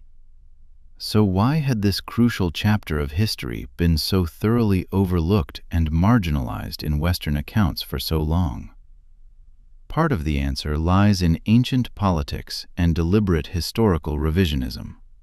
When the formidable Assyrians eventually drove the Kushite rulers from Egypt, they actively attempted to erase evidence of the 25th dynasty's reign, destroying statues, defacing monuments, and rewriting official histories. Later, Egyptian pharaohs of the 26th dynasty continued this process, deliberately damaging or usurping Kushite monuments and inscriptions to consolidate their own legitimacy and diminish the memory of foreign rule. But a deeper, more insidious reason relates directly to modern prejudices that shaped Western scholarship. When European scholars began systematically studying ancient Egypt in the 18th and 19th centuries, many were profoundly uncomfortable with compelling evidence of sophisticated Black African civilizations that had conquered and ruled Egypt. Such findings starkly contradicted the prevailing racial theories of the era, which were conveniently used to justify European colonialism and the horrific transatlantic slave trade. As one prominent 19th century scholar chillingly put it, when confronted with evidence of Nubia's undeniable achievements, "I cannot recognize in the people portrayed the Negro type. The so-called Ethiopian dynasty was not of Negro but Hamitic origin." This remarkable statement reveals how deeply racial prejudice influenced supposedly objective historical analysis, leading scholars to either ignore Nubian achievements entirely or, failing that, to attribute them to supposedly non-African or Hamitic, a pseudo-scientific racial category, influences. thereby stripping Black Africans of their historical agency and intellectual contributions. Fortunately, archaeological evidence is persistent, often outliving and eventually triumphing over prejudice. Throughout the 20th century, continued excavations in Sudan revealed more and more of Nubia's remarkable and complex history. A pivotal moment came with the construction of the Aswan High Dam in the 1960s, which threatened to flood many ancient Nubian sites under the waters of Lake Nasser. This impending catastrophe prompted an unprecedented international emergency archaeological rescue effort that dramatically expanded knowledge of the region's rich past. Today, museums around the world proudly display stunning artifacts that powerfully testify to Nubia's sophistication. The Museum of Fine Arts in Boston, for instance, holds one of the largest and most magnificent collections of Nubian artifacts outside Africa, including exquisite jewelry, monumental sculpture, and finely crafted pottery from the 25th Dynasty period. The British Museum houses the famous Shabaka stone, with its crucial theological text that preserves ancient Egyptian thought. And in Khartoum, the National Museum of Sudan showcases spectacular finds from royal tombs and temples, offering a window into the heart of this ancient kingdom. But perhaps the most powerful and enduring testimony to the Kushite achievement remains the monumental structures they left behind. Despite millennia of relentless weathering, widespread looting, and deliberate destruction, the pyramids of El Kuru, Nuri, and Meroe still stand majestically in the Sudanese desert, defiant against the sands of time. The colossal columns erected by Taharqa still reach toward the sky at Karnak, intertwining Kushite legacy with Egypt's grandest temple. The sprawling temple complexes at Jebel Barkal still inspire awe at the foot of the sacred mountain, a potent symbol of Kushite religious devotion. These tangible, physical remnants tell us an immense amount about the Kushite kingdom and its 25th dynasty of Black Pharaohs. Let's explore what makes their legacy so profoundly significant for our understanding of ancient history and African civilization. First, the 25th dynasty represents a unique and crucial moment when the traditional power dynamic between Egypt and Nubia was dramatically reversed. For most of their shared history, Egypt had been the dominant power, often ruling Nubian territories as a colonial overlord. The rise of Kushite kings, who not only conquered but also effectively ruled Egypt as pharaohs, demonstrates unequivocally that African political power was not static or monolithic, but remarkably fluid, with different centers of influence rising, falling, and shifting over time. This challenges simplistic Eurocentric views of a perpetually dominant Egypt and a subordinate Nubia. Second, the Kushite period demonstrates a model of sophisticated cultural exchange, rather than simple domination or cultural imposition. The Nubian pharaohs did not attempt to erase Egyptian culture and replace it with their own.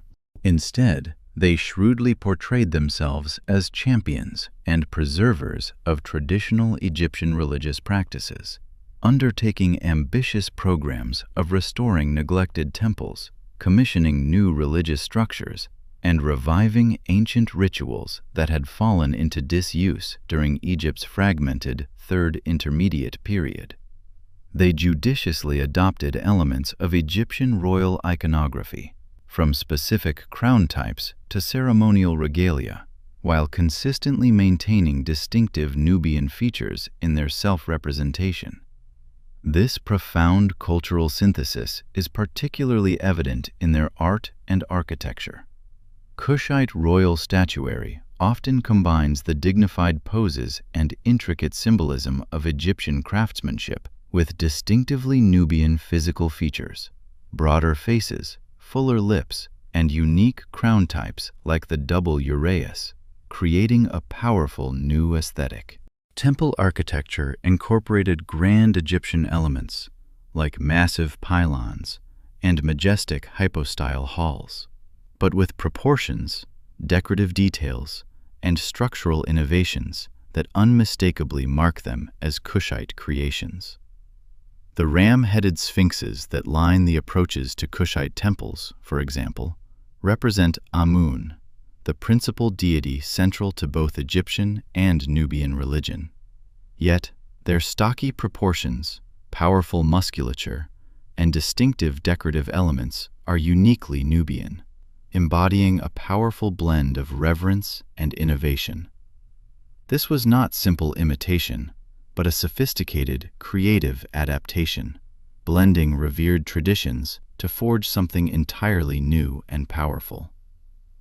Third, the religious policies of the 25th dynasty had lasting and significant impacts on Egyptian theology itself. The Kushite pharaohs' fervent emphasis on traditional worship, particularly their focused devotion to Amun and the complex Theban theological system, helped to preserve ancient religious texts and practices that might otherwise have been lost or forgotten during Egypt's politically fragmented and religiously diverse Third Intermediate period. The famous Shabaka stone, commissioned by the second Kushite pharaoh, preserves the only known copy of the Memphite theology, a crucial text for understanding ancient Egyptian conceptions of creation and cosmology. By having this priceless text carved into durable stone, Shabaka ensured its survival for over 2,500 years, providing modern scholars with invaluable and otherwise inaccessible insights into the deepest layers of Egyptian religious thought. Fourth, the practical achievements of the Kushite rulers, particularly those of Taharqa, extended far beyond monumental buildings and grand religious ceremonies, directly improving daily life for ordinary people throughout their vast domain. They initiated and repaired extensive irrigation systems, dug numerous wells to access vital groundwater, and constructed robust grain storage facilities across Egypt and Nubia. These pragmatic works significantly increased agricultural productivity, improved crucial water management, and enhanced food security, directly benefiting communities and fostering stability in their empire. Fifth, the Kushite period laid crucial groundwork for important technological innovations, particularly in metallurgy. While the 25th dynasty itself preceded the absolute height of Nubian iron production, which truly flourished later at Meroe, the economic and political stability it established were vital preconditions for these developments. The subsequent Kushite mastery of ironwork, evidenced by hundreds of smelting furnaces producing vast quantities of tools and weapons, represents one of ancient Africa's most significant and transformative technological achievements, demonstrating an advanced understanding of material science. Sixth, the international relations of the 25th dynasty powerfully demonstrate Nubia's integration into a broader, interconnected world system. Diplomatic and military interactions with major powers like Assyria, the Kingdom of Judah, and other Near Eastern states show unequivocally that Kush was a recognized and influential player on the international stage, engaging actively in the complex politics of the ancient Mediterranean and Near Eastern world.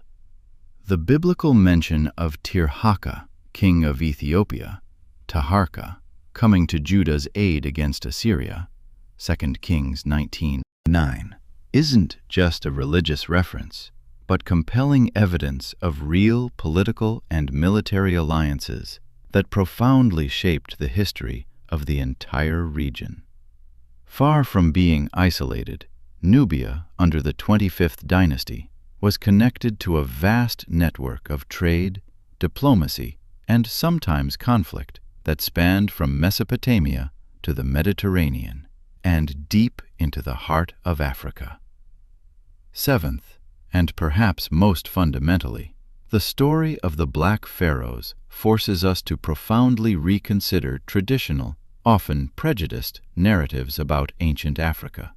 The sophisticated state organization, monumental architecture, complex religious institutions, and intricate international diplomacy of Kushite Nubia directly contradict colonial-era characterizations of pre-colonial Africa as lacking significant political development, cultural achievement, or historical agency. The recognition of Nubia's achievements doesn't depend on comparing it favorably to Egypt or other non-African civilizations, as if it needed external validation.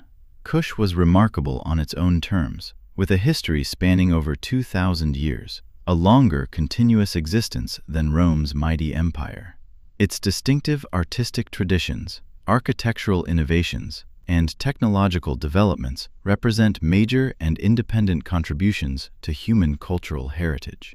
What makes the 25th dynasty particularly significant is how it embodies the complex, dynamic, and often symbiotic relationship between two of Africa's greatest ancient civilizations.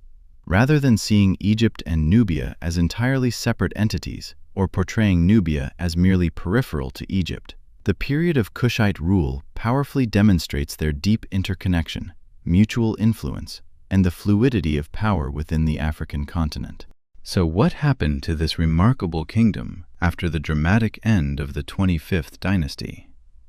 Though driven from Egypt by the Assyrians around 656 BCE, the kingdom of Kush continued to flourish and evolve in its Nubian homeland for nearly a millennium more. As mentioned, the royal capital eventually shifted from Napata to Meroe, further south along the Nile, where its iron production became the major economic activity and a source of immense wealth. During this Meroitic period, the kingdom maintained and further developed many cultural elements established during the 25th dynasty. Pyramid burials for rulers, the continued worship of Amun alongside potent indigenous deities like the lion god Ape-Demak, and an artistic tradition that continued to blend Egyptian and Nubian elements in new and compelling ways. The Meroitic script, fully developed and widely used, derived from Egyptian hieroglyphics but representing the Kushite language, came into full use during this period, signifying a confident and distinct national identity. A particularly fascinating aspect of the later Meroitic period was the prominent role of Kushite queens, holding the title Kandake, often rendered as Candace in Greek and Roman sources. These powerful women sometimes ruled independently as regnant queens rather than merely as consorts, demonstrating exceptional political acumen. They led armies into battle, conducted diplomacy with other regional powers, and oversaw vast construction projects. One such formidable queen famously negotiated with Augustus Caesar's representatives around 21 BCE, securing favorable peace terms for Kush after a series of intense military confrontations with Rome, a testament to her strategic prowess. The kingdom finally began its long decline in the 4th century CE. It was weakened by a confluence of factors: changing global trade patterns that bypassed the Nile corridor, environmental degradation from intensive iron production that led to widespread deforestation, and increasing pressure from the rising and ambitious kingdom of Aksum in what is now Ethiopia. Yet, even after Kush's political collapse, its rich cultural influence persisted, profoundly shaping the successor Christian kingdoms that emerged in Nubia, which maintained distinctive artistic traditions and architectural styles clearly influenced by their Kushite heritage.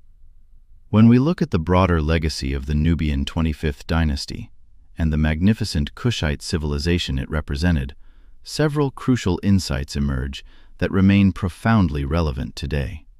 First, the story of the Black Pharaohs powerfully reminds us that history is rarely simple, linear, or unidirectional.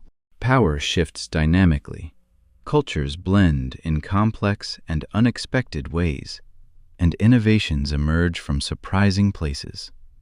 The traditional, often Eurocentric narrative of Egypt as the perpetually dominant civilization, and Nubia as its peripheral, less significant neighbor, completely overlooks the intricate reality of their relationship, which included periods of Nubian dominance and profound Nubian contributions to shared cultural developments. Second, the rediscovery and re-evaluation of Nubia's achievements unequivocally demonstrate how historical narratives can be shaped, and indeed distorted, by modern prejudices and political agendas. The minimization and outright marginalization of Kushite contributions in earlier Western scholarship was not accidental or benign, but directly reflected colonial-era racial theories that were deeply uncomfortable with compelling evidence of sophisticated African civilizations. Recognizing and actively challenging these ingrained biases helps us approach all historical questions with greater intellectual honesty, critical awareness of our own potential blind spots, and a commitment to inclusivity. Third, the cultural synthesis so expertly practiced by the Kushite pharaohs offers a compelling and timely model of engagement that neither rejects outside influences outright nor abandons indigenous traditions. The 25th dynasty rulers strategically adopted elements of Egyptian culture that served their political and ideological purposes, such as royal iconography and religious practices, while consistently maintaining distinctly Nubian features in their self-representation, governance, and artistic expressions. This selective and intelligent adaptation allowed them to function effectively within broader Egyptian contexts, while simultaneously preserving and even enhancing their own distinct cultural identity and sovereignty.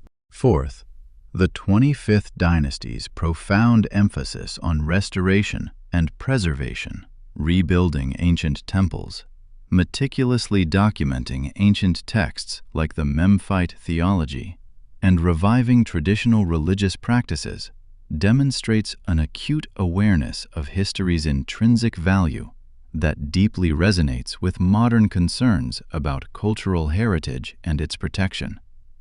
By consciously positioning themselves as protectors and rejuvenators of ancient tradition, the Nubian pharaohs not only legitimized their rule, but also ensured the transmission of invaluable knowledge that might otherwise have been permanently lost to antiquity.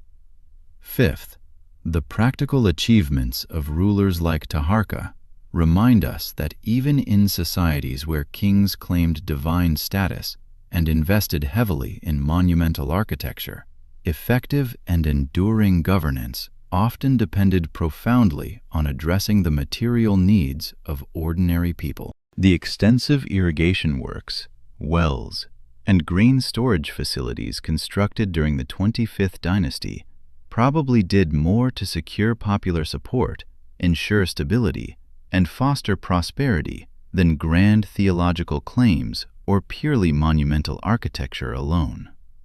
It highlights a holistic approach to kingship that balanced spiritual authority with practical welfare. Finally, and most profoundly, the story of the Black Pharaohs contributes to a more accurate, nuanced, and truly inclusive understanding of Africa's pre-colonial past. Rather than treating the continent as a blank space awaiting European discovery, or assuming that significant developments must have come from outside, recognition of Nubia's sophisticated achievements helps to restore agency, complexity, and inherent value to African historical narratives. The pyramids rising from the Sudanese desert, the colossal statues of Kushite kings and queens, the temples with their distinctive ram-headed sphinxes, these are not mere curiosities or footnotes to Egyptian history. They are powerful, self-standing monuments to one of the world's great ancient civilizations, whose contributions were global in scope. The undeniable fact that this rich history was obscured, marginalized, and distorted for so long says far more about modern prejudices and intellectual biases than it does about Nubia's actual, profound significance. Today, archaeological work continues with renewed vigor in Sudan, with new discoveries regularly expanding our understanding of Kushite civilization and its enduring legacy. Advanced techniques like satellite imaging, geophysical surveys, and DNA analysis are providing fresh and exciting insights into questions that have puzzled researchers for generations. Each new finding adds intricate detail to the evolving picture of this remarkable African kingdom and its dynasty of Black Pharaohs, steadily correcting historical misrepresentations. For the people of modern Sudan, this ancient heritage represents an immensely important, living connection to their glorious past.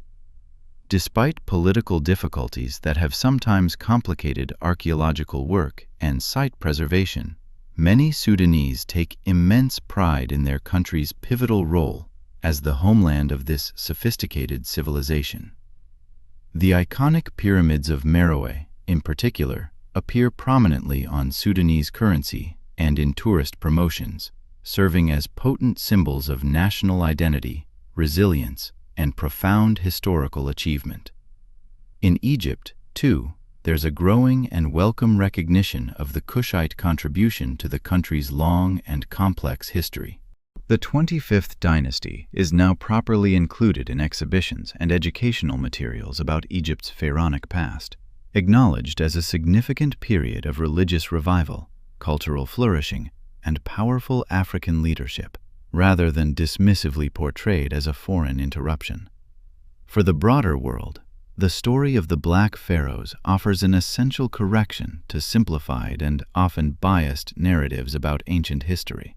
It unequivocally demonstrates Africa's central and dynamic role in early civilization, reveals the inherent complexity of cross-cultural interactions in the ancient world, and provides a powerful reminder that power, influence, and ingenuity have never been confined to a single region, ethnicity, or people.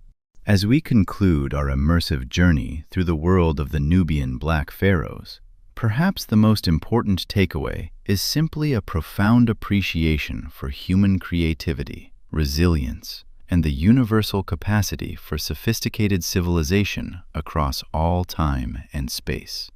The kings and queens of Kush, the brilliant artists who carved their statues, the dedicated priests who maintained their sacred temples, the innovative engineers who built their pyramids, and the ordinary people who lived under their rule, all were integral parts of a vibrant civilization that made lasting and significant contributions to humanity's shared cultural heritage. When you see images of the pyramids at Meroe, the enigmatic ram-headed sphinxes of Jebel Barkal, or the regal face of Taharqa on a museum statue, remember that you are looking at more than just interesting artifacts from a distant past. You are witnessing the enduring legacy of rulers who dramatically reframed the relationship between two great African civilizations, who meticulously preserved ancient wisdom while simultaneously forging new cultural syntheses, and who built monuments that have defiantly withstood the test of time and prejudice. The story of the Black Pharaohs, long obscured by bias and neglect, has re-emerged to take its rightful central place in our understanding of the ancient world.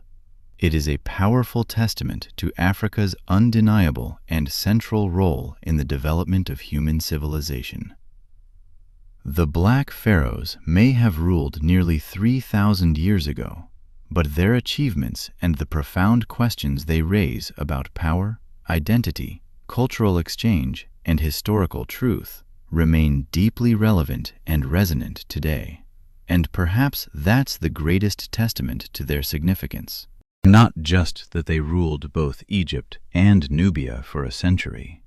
Not just that they built monuments that still stand as silent witnesses to their greatness, but that their story continues to challenge us to think more deeply, more critically, and more inclusively about the ancient world and the diverse civilizations that shaped it. As you drift towards sleep, imagine once more the awe-inspiring procession of a Nubian pharaoh through the grand temple at Karnak. Picture the brilliant sun glinting off golden regalia, the rhythmic chanting of ancient prayers by priests, and the crowds watching in respectful awe. This was not an aberration in history, but an integral, vibrant thread in its rich tapestry. A pivotal moment when the traditional narrative dramatically shifted, when the historically conquered became powerful conquerors, when the cultural current flowed southward as powerfully as it had ever flowed north. In that vivid image lies a powerful reminder that history's path is never straight or simple, that power shifts in unexpected and profound ways, and that human achievement, ingenuity, and cultural brilliance know no geographical or racial boundaries. The story of the Black Pharaohs, long obscured, has triumphantly re-emerged to take its rightful, central place in our understanding of the ancient world, a magnificent testament to Africa's pivotal and enduring role in the development of human civilization.